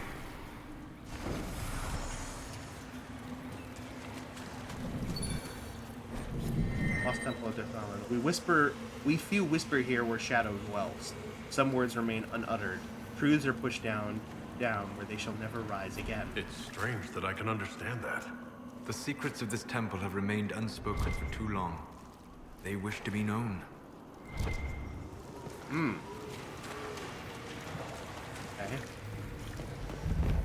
Chamber of Misery.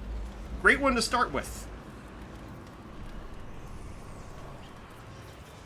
Asha said they added 200 million Xbox gamers last year in a tweet, by the way, and I was like, I'm sorry, where? Are you counting game sales as Xbox gamers?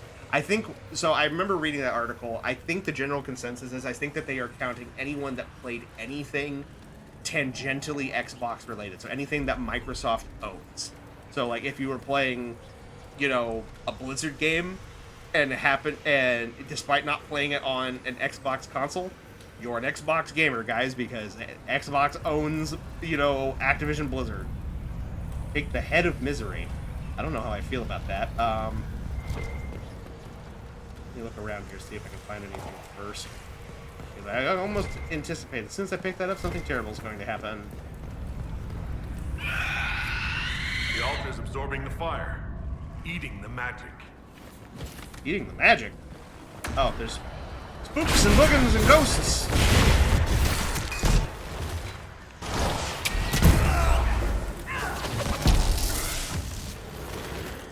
It's just a head of misery. Take the head of misery, Justin. What's the worst that could happen? It is alive, because the creature connected to it is alive. It is but one piece of the whole. Take that. Thank you.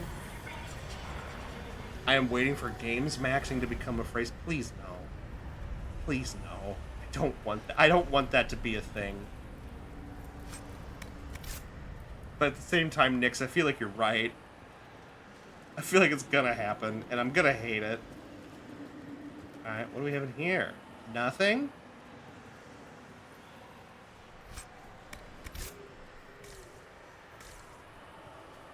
We can all cry together.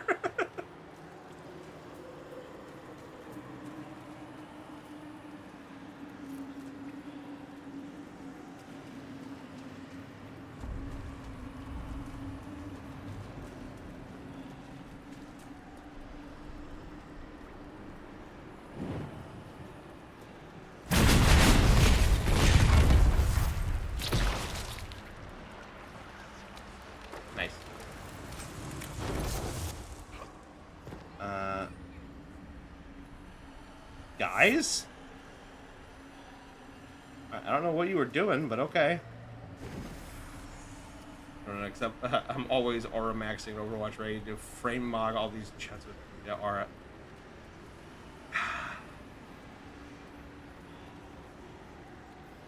I'm too young for this.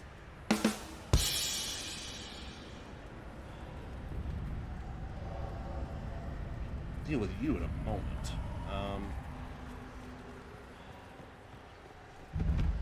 Discovered the sanctuary. Okay, maybe we deal with you now. That seems like further progression. Yeah, it's catching on. Oh yeah, it's all coming together. That's fire in it. Fine.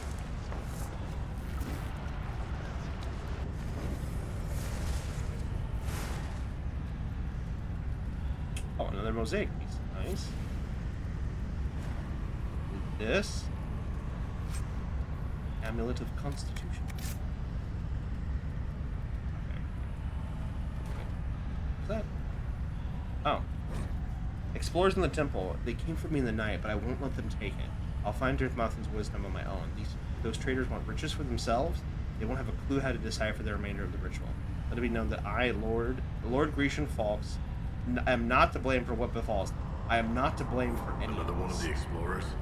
Took his chest and crawled into a corner to die. They sure did.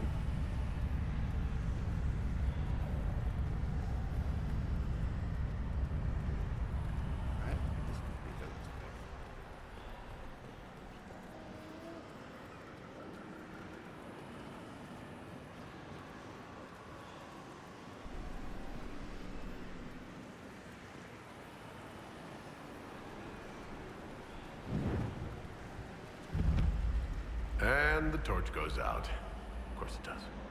Of course it does. That was really funny. And the torch goes out. Well, shit. Alright, so I gotta go back and get it. I guess I gotta find a way to get in there without going through the waterfall.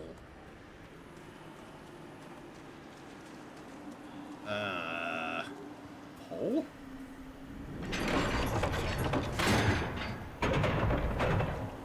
Oh, that turned the water off.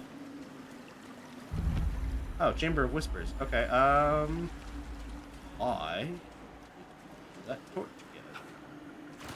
Path of Shadows. There it is. Thank you. Oh, a weird linguistic fun fact, but maxing and mogs and all those terms originally come from subculture. Yeah. I knew about these words tangentially in 2018, so seeing all these young people adopt it into mainstream because of influencers like Clavicular was such a trip. I don't like the idea of calling Clavicular a influencer.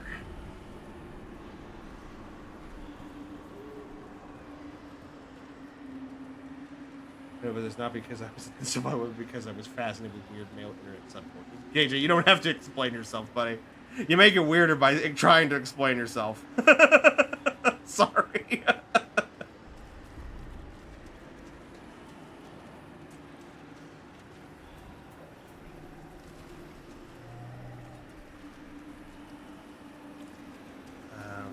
through here?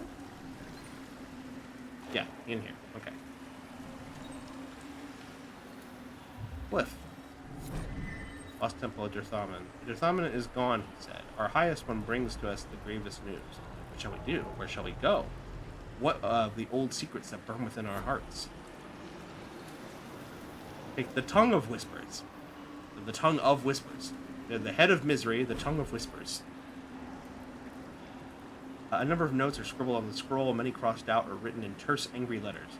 Reveal the heart, unite it with the flame. Together they will form the key to liberation, advancement. The translation is not clear. I also do not think Brazier is the flame it speaks of. Brazier. Combined Brazier with Brazier.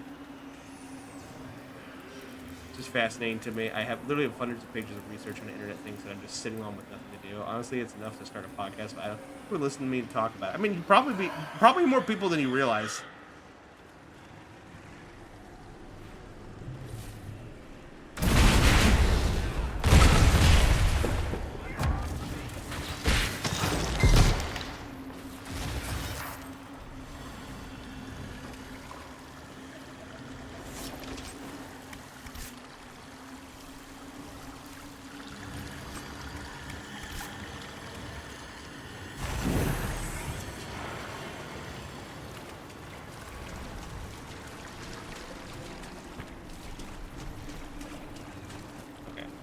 Figured out everything there.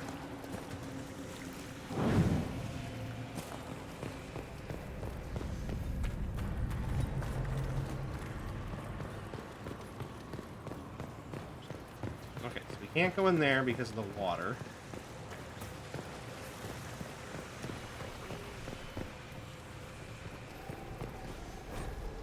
This human man was a warrior, dead for perhaps a few months. His skin is dried and stretched over his bones. From what you can tell of the corpse, he was stabbed in the back. An expression of terror remains locked in the rictus of the dead man's face.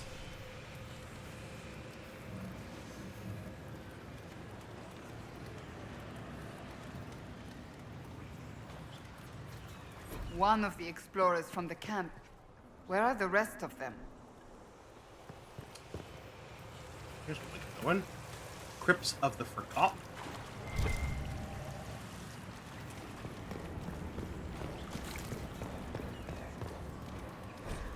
I don't care what Lord Grecian claims. There were voices last night whispering to us in our sleep. It is not silly fears. It is this place. Is it worth finding the artifact he hunts if they attract spirits to us as we search? And how did the spirits know our names? They knew personal things, events I would rather forget. I would leave if it did not mean foregoing my entire pay after months of work.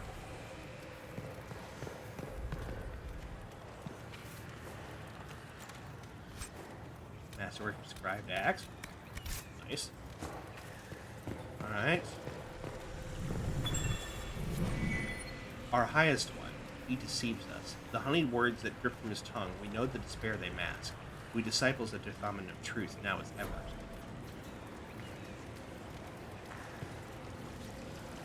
Okay. Here, let me try. try. Oh, requires a rogue? We have one of those.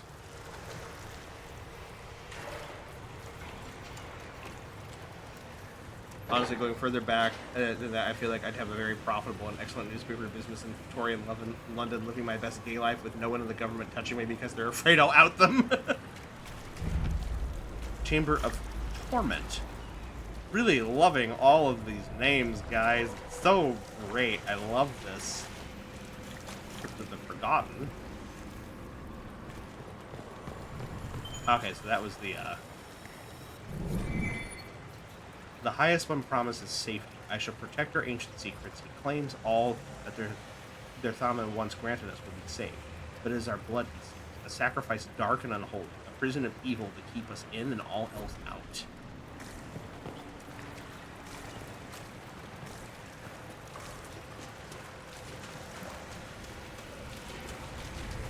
Here. Take the hands of torment. What fucking Voltron abomination in my building right now? You know, something at BioWare was having fun planning this map for this one, being like, what do I call this skull? And this chamber? And this bone?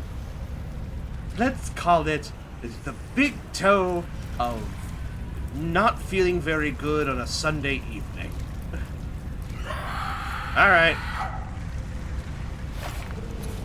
Where are you? Death metal screams.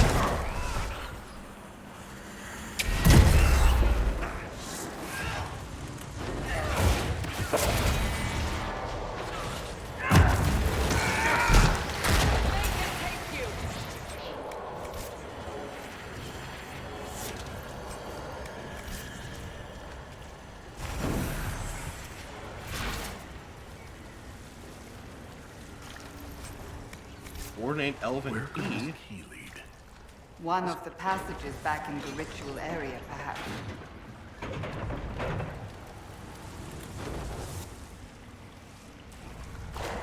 What happened to my... Oh, did it get rid of my... It did, I guess. So did that turn off the water out here? Is that what that did? Nope. Is there a lever to pull over here? Nope. I'm sorry, but I have to mention it. Has the same issue that I have with the undead swamp sections in this game, where it's like, this fucking place stink. Yeah? Probably.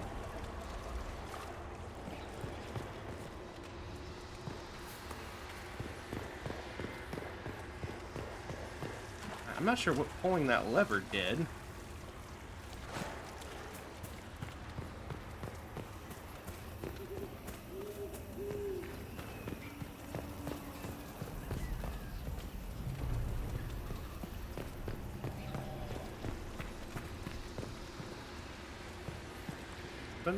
This place is bigger than you'd think. Yeah, no shit. No way through this gate.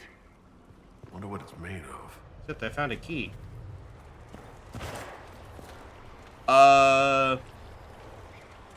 That water? Okay, it's water. It looked like a big fucking hole at first. I'm glad they haven't invented fully immersive systems that can somehow generate sense, because I feel like devs would have too many ideas. There is actually an immersive scent system that you can buy for your gaming setup. I can't remember what it's called, but I remember it being showcased, I think,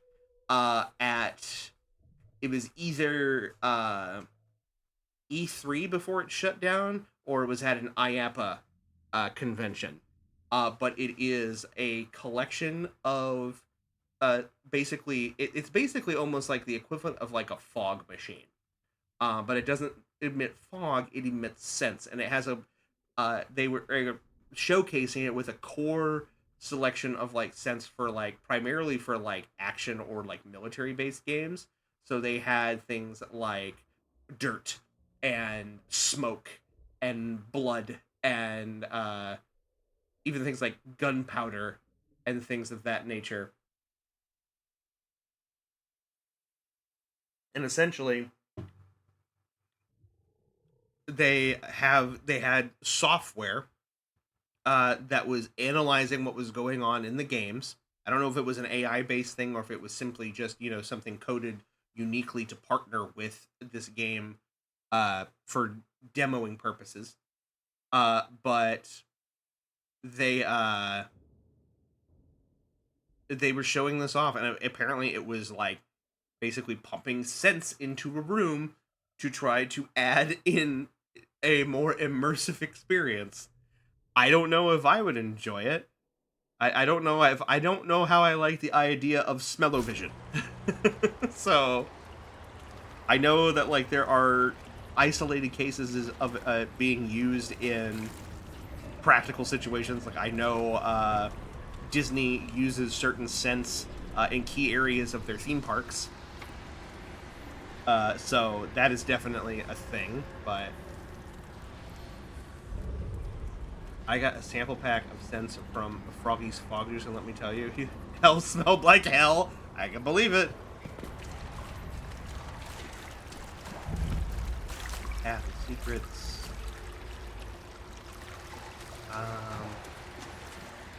We can open this if Barrick would be so kind.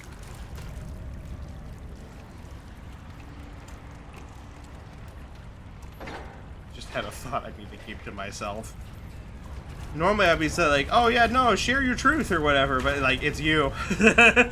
So if you say that you need to keep it to yourself, you're probably right. I'll DM it to Justin so he can judge me.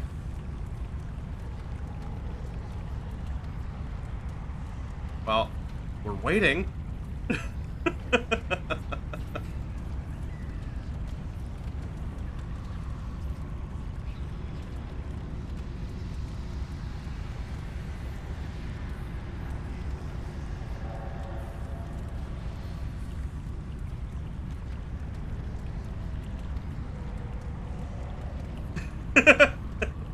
Yeah, not repeating that out loud. And yes, I'm judging you harshly. The game we were playing as a witch who has a bakery with smell-o-vision, I could get back. Oh yeah, the Witch's Bakery? I think that game's actually, I think the full release of that's out now. And I think you can get it physical on Switch. I really want to go back and play that game because that actually looked like a lot of fun. Not just like from the baking standpoint, but like the weird, like almost like Persona-esque parts of the game that we were playing. That would look really fun. Or the one Kai was playing, Potionomics. Oh, I want to play Potionomics really, really bad. Potionomics looks really, really fun. There are so many good games that I want to play, guys, and I'm not even talking about stuff that's coming out. Like, here next week, both, was it, can't remember what it's called. It's the game being made by, Game Freak that's not Pokemon. Beast of Reincarnation. That's coming out next week. Marvel Tokon comes out next week. Splatoon Raiders just came out, and I haven't even touched that yet.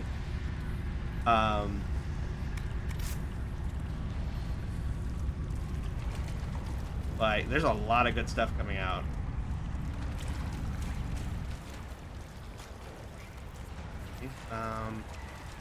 I don't think I can't get through there. Oh, there's a lever. Hello. I'd like that opened up.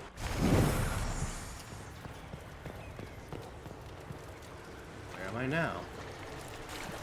Break that. Oh.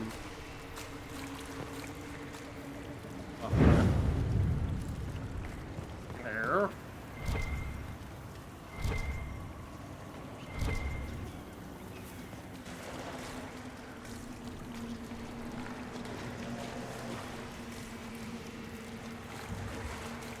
I believe I sense one of the artifacts of my people. Oh, okay, cool. Turn that on. That should help ward off demons.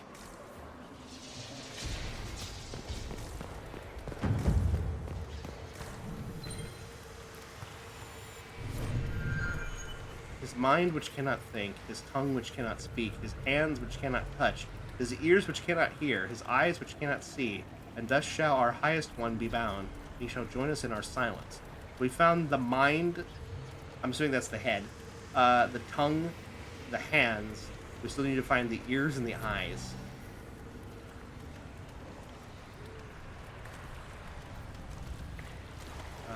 Doesn't look like we can go through that.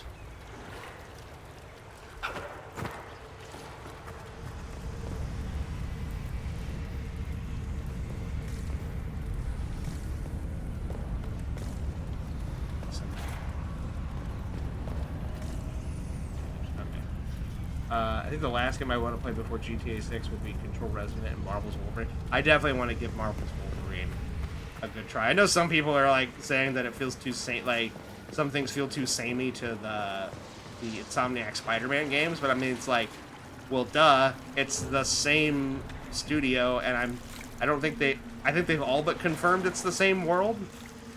Maybe not at the same time, but definitely the same world.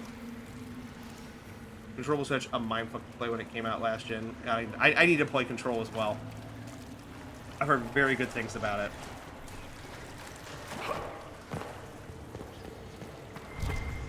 Alright, let's have Cassandra kick down this wall.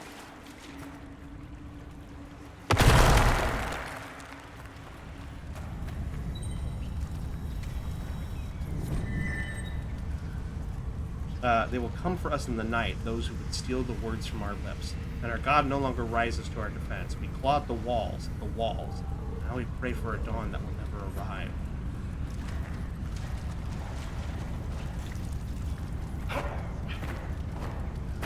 Are you gonna let me collect it, or...?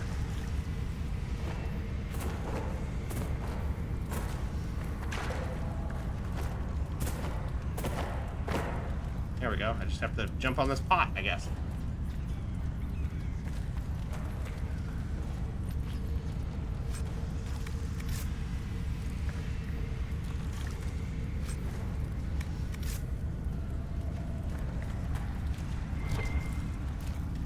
Oh, was missed one.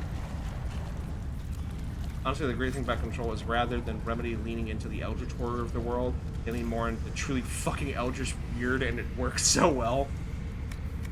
It definitely looked weird. It reminded me a lot of, like, what is it, Inception, but a lot more fucking interesting to me.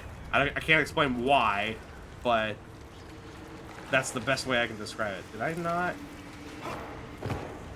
not fully realize this area?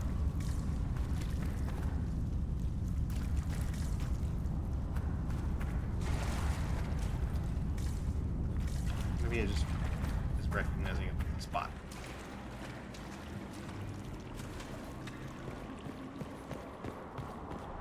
Also, I lost my torch somehow.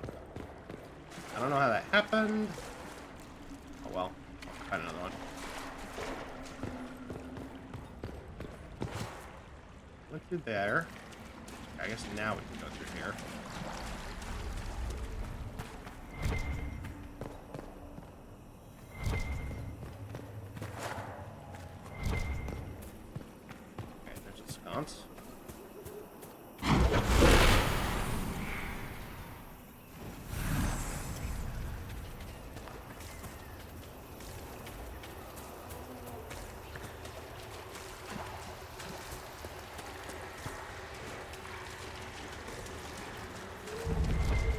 Chamber of Despondency.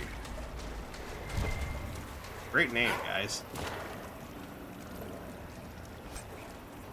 People like this game reminding me of shit I forgot existed. Oh, what's that? Just something in this game, or did I say something referential?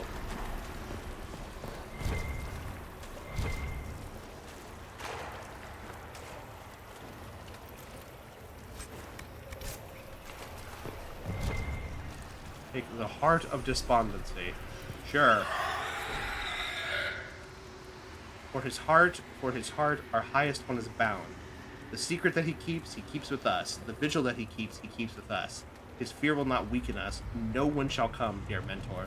In our eternity, only darkness reigns. Also, is that a phylactery I see there? Oh, hi, guys! You're fucking spooky.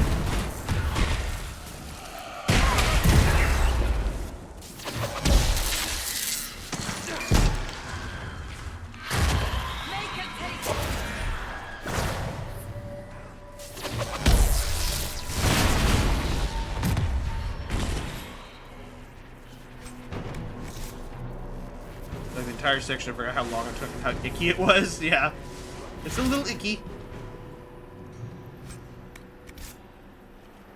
Alright, where's my torch? Thank you. Open sesame! Okay,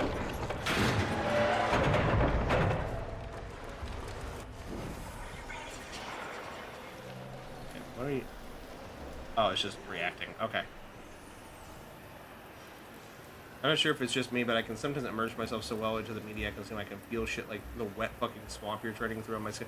That's just called having a great mind's eye, my guy.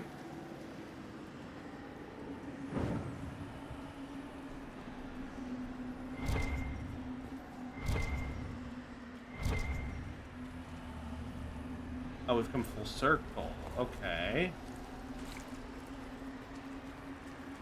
I definitely missed something. Hello? Oh god, there's more.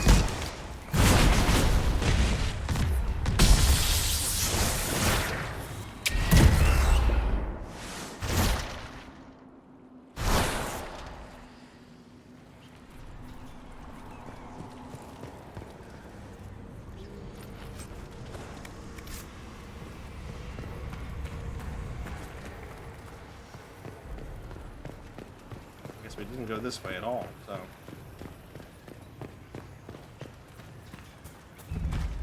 Chamber of Sorrow. Garden Hightown.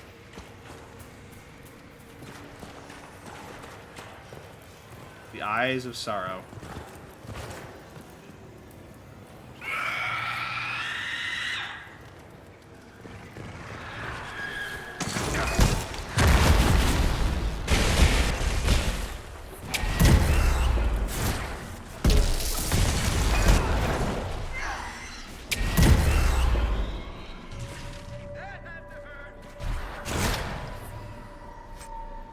Kind of hate it, but literally playing Valhalla, I can feel the cold of Norway, or more relevant Black Flag precinct. I can smell the sea, the pirates, and feel the sun and wind on my skin. It's fucking weird. I don't talk about it because people think I'm. No, I mean it feels very much like there's like a synesthesia, I think is the term, kind of thing. It's not as weird as you think. I just think it's one of those types of phenomenon that when you try to explain it, nothing sounds right. You know, because it's a sensation. I read that as Animal Crossing Valhalla. Would have been a heck of a DLC. Sure would have. I'd play that DLC. Alright, let's get the Doom crossover DLC with, where, we give Isabella a shotgun and the villager, and, the Doom guy can be a villager. Or Doom Slayer, I guess. That's right, we went past this door earlier. Magically sealed. Okay, magically sealed, huh?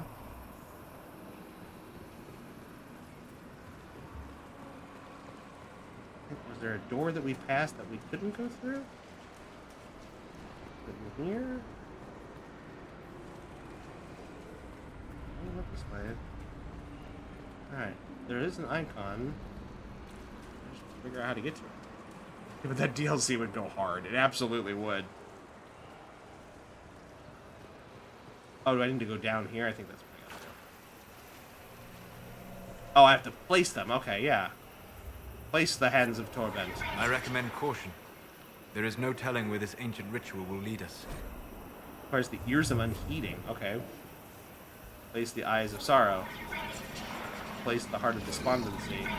Place the head of misery. Place the tongue of whispers.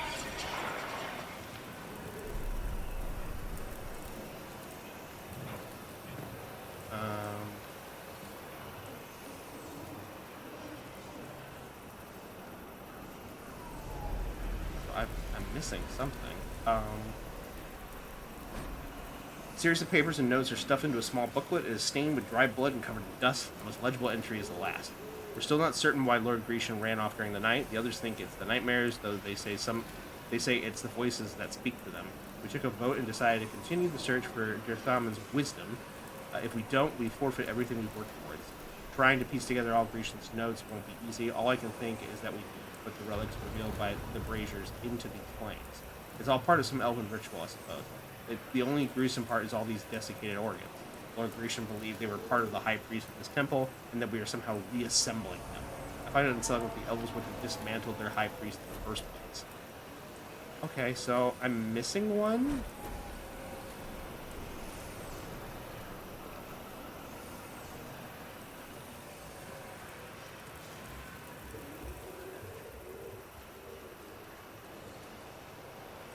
Can't activate that right now.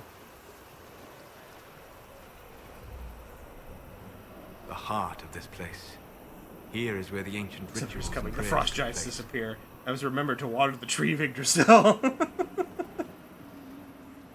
Okay, so how do?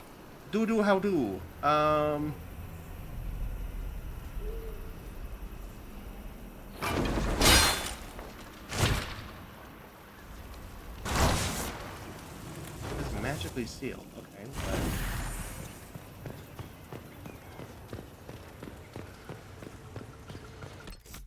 map, maybe that'll.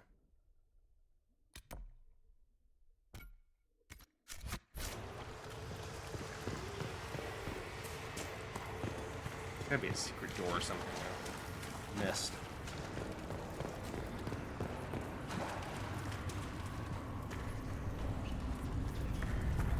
Okay. But I've looked at that one. So I somehow lost. Whatever.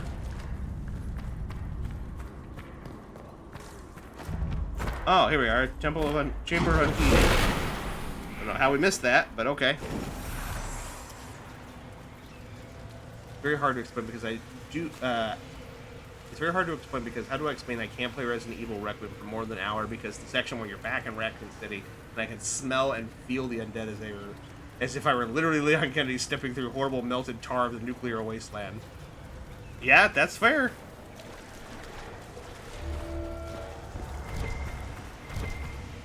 Let me go over here. Oh no, I can't go over here. Okay, that's where I came out of. I think I missed it because I need to turn to the right over here.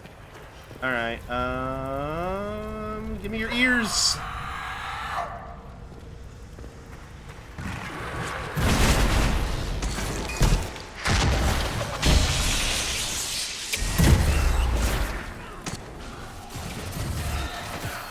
Goodbye.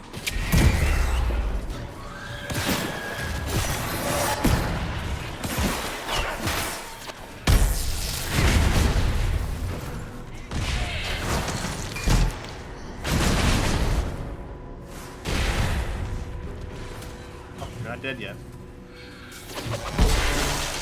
Now you're dead.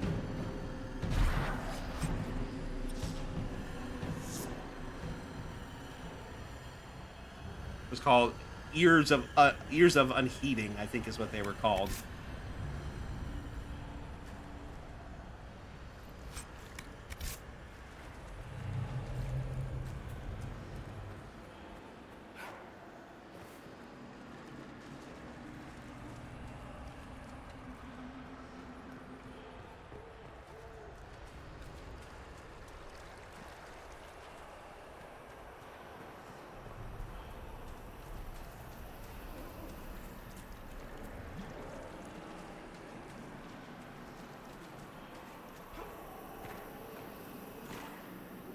for anyone who loves Norse mythology, but from a Midwestern perspective, Norse mythology, according to Uncle Einar, is wonderful. It's written in a dialect of Upper Midwest accent and things more common to modern day. Oh, that sounds fun.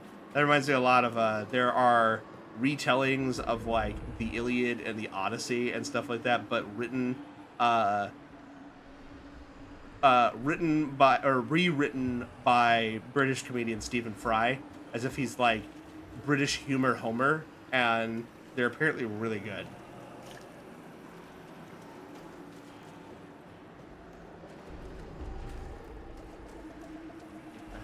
Ritual area down here.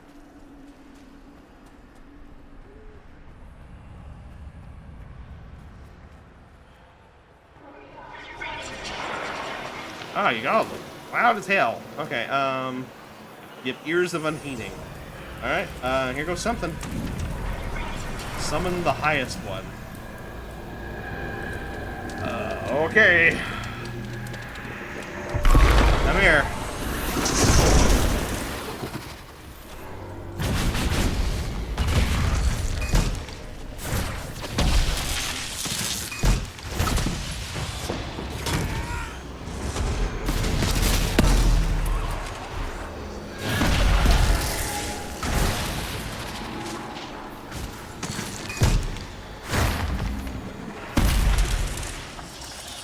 That was the high priest of the temple. Imprisoned in silence and despair by his own followers. A sad legacy.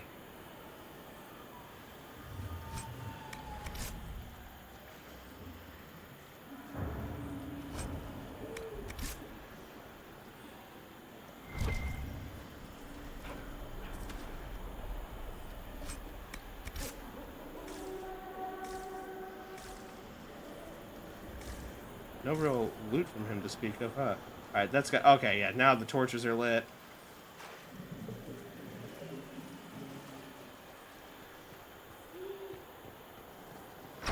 There we are.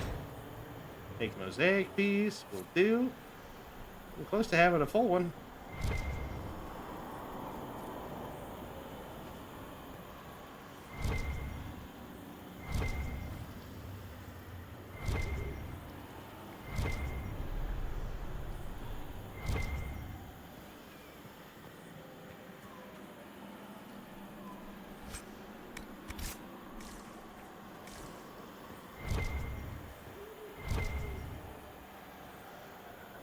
What you got for me? Virulent staff. Derthaman's wisdom is that... Oh, it's a shield. +2 constitution, 30% front defense, 4% melee defense, +2 strength, 5% extra damage for each enemy within 8 meters. Ooh, that's not bad. It's not very strong, though. We probably won't be getting used. Could that help? I want to one day try writing Homer stories, but from like a modern day timeline perspective. I'm sure there's a way to make it work, but I don't think I'm smart enough to make it work. I would argue, take this with a grain of salt, I guess, you know. I think honestly, if you were going to do that, don't just copy, you know, the Iliad or the Odyssey. Just take the elements and make them your own. Like, you know, take the story beats and make them your own. Don't have to be, I don't mean the exact same story beats, but the same character development and lessons that they teach.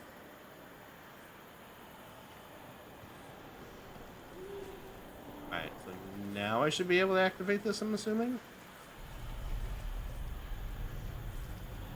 Why won't it let me activate that? That's weird.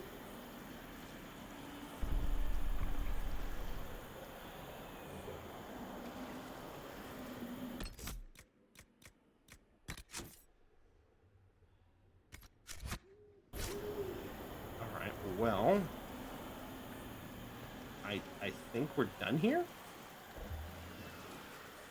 Sure seems like it. Is there a way out here?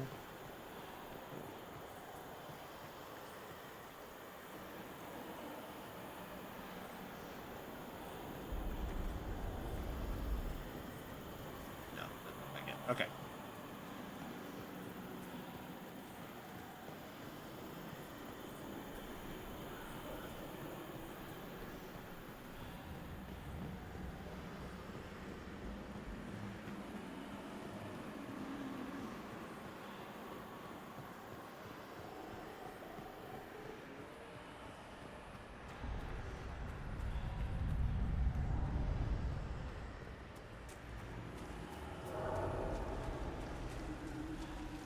will say I am enjoying this ring that we found. Way. This way, I think? No, that's the one. This way.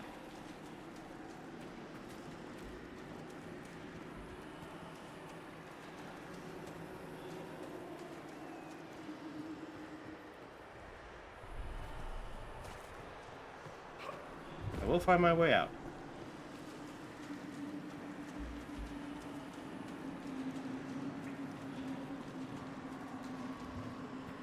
There we go.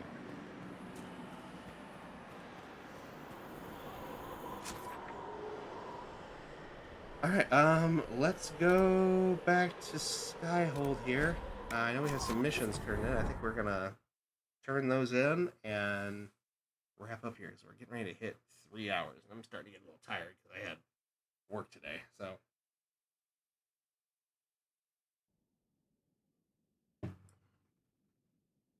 So we'll come back here, see how our missions went, maybe see if there's some new ones to start up.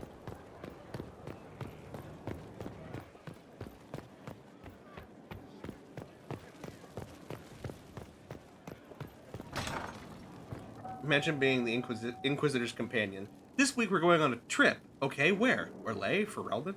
A beautiful castle or estate? Nope, a dungeon once inhabited by a creepy magical cult. Oh yeah, so typical Tuesday then. Honestly, the dungeon by the creepy magical cult seems the most interesting. I'm sure it has a lot of local history and culture.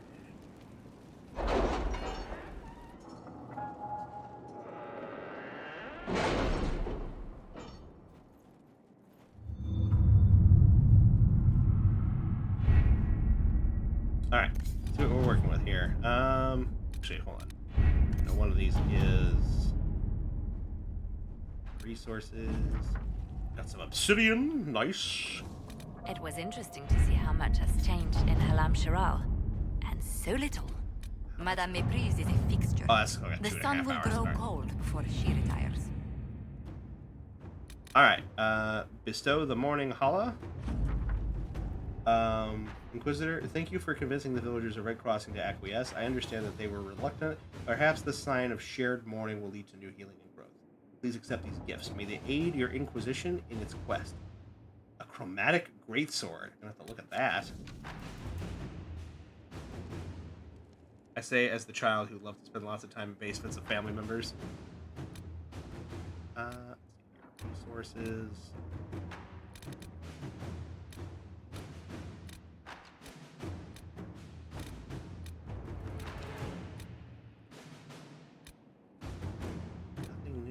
Oh, here we go. Reconciliation for Celine and Michelle. Note from Josephine. An interesting development. We received a visit from a cloaked woman who was revealed to be Lady Cologne, one of Empress Celine's trusted attendants. The Empress knows that Michelle has joined the Inquisition and sent Cologne seeking a secret reconciliation. This subterfuge is necessary, of course, to protect Celine's reputation. The Empress's mind cannot be seen as easily swayed by something as inconsequential as friendship. Very heartwarming, but Celine could have found Michelle before now if she had the mind to reconcile. Now she's playing at something more, and we will not be drawn into her game. Test her resolve. If she wants a reconciliation, let her make it public. Good. Friends are few and far between these days. I'm glad to see the Empress come to her senses. I will inform Michelle immediately. Josephine does not help. Alright, we'll let Cullen do this one. I want them to I want to be in the good graces of the Empress. So, we'll have all right. with that one.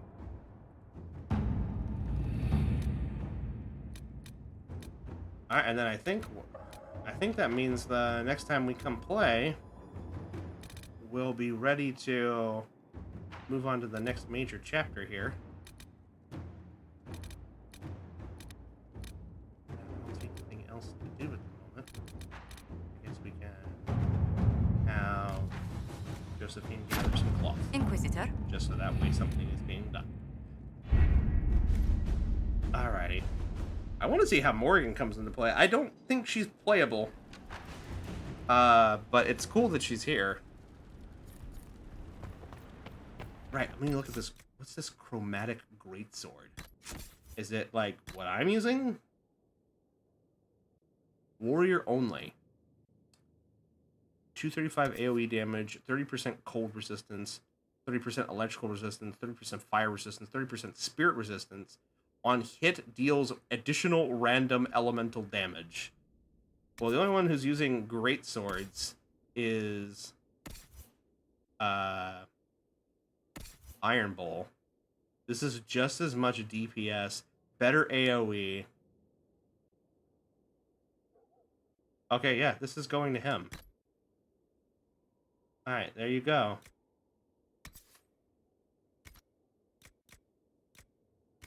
What's it look like? Oh, it is an energy sword.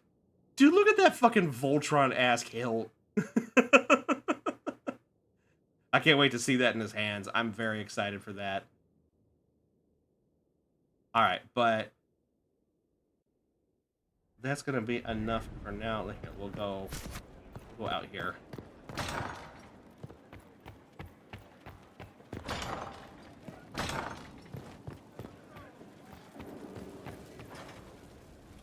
Oh yeah, let me check our. Let's check our quest journal really quick. Yeah, so that's our next major thing here. Right, we need to do the quest, so maybe we'll do that next time. We need to do the quest for Vivienne.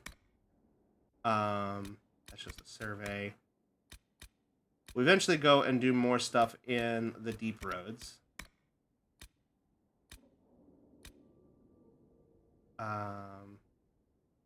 Nothing crazy there. Those are just riffs.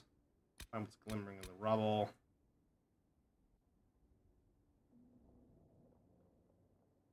Need to make patrol shelters. Forbidden Oasis. That's just the shard stuff. Hinterlands. Hissing Wastes.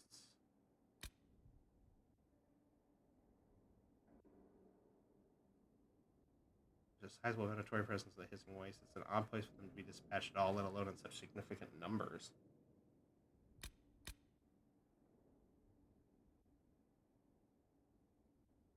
Did I somehow miss that? That's weird. I'll look at that later.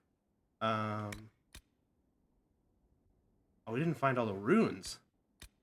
We didn't I'll have to go back. Damn, okay. I can't believe we didn't find all the runes. Okay. We'll have to go back and do that at some point. Alright, so we have things to do. We have plans to do next time. We still have a few things, few minor things to do. And then we can move on to the next big chapter. I kind of like how things seem to be kind of more funneling towards that now. But let me go ahead and, before I forget, let's save. And then put you back on my face here for a moment. And put that in rest mode. And then finally, let me...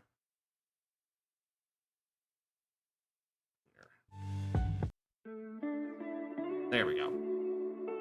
All right, y'all. Well, thank you so much for being here this evening. This has been the most active chat's been, I think, in a hot minute. So I always appreciate having people here and coming in and talking about stuff and just being a part of the conversation, even if it's random little tidbits here and there. A big shout out to Ryan, our new follower. Thank you so much for coming in, man, and being a part of this little community. I appreciate you. If you want to be even more a part of it, or if anybody here is interested in being a deeper part of the community, I do have a Discord that you can come join us on. Like I mentioned before, that's where we vote on our community nights that we do once a month. I'm going to be putting up that vote for the end of August here soon, so keep an eye out for that. It's also where I'm going to be doing little casual streams of TMNT Splintered Fate here and there, trying to make more exclusive things for the Discord. So we'll be doing that soon. I will be back tomorrow. We're going to be starting earlier tomorrow around 7 to play more Pragmata. I've been having a lot of fun with that. That has been an absolute pleasure to play. Diana is so cute and adorable, and the story has just been very, very interesting. And I love the gameplay too. So if you guys want to come and support me for that, I'll be playing that tomorrow, and that will wrap up our week this week. And then I've got more stuff planned for next week, so I hope you guys will join me over there. Before we part ways, let me see if there's anybody we can raid out to. Any of our usual... oh, I see Gutsy. Is she finishing, or is she...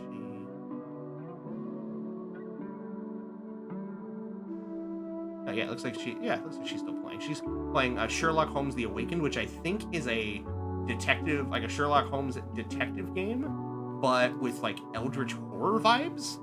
So if that's your sort of stick, then feel free to come and join us here. But at least come and say hello. And if you're a follower, you can use one of these lovely little raid messages that I just popped in the chat here for you. So grab your favorite.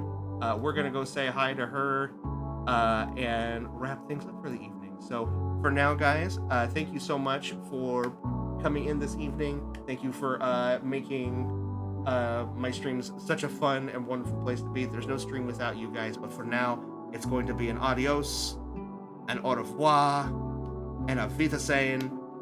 Good night to all of you, and I shall see you tomorrow for Pragmata. Bye!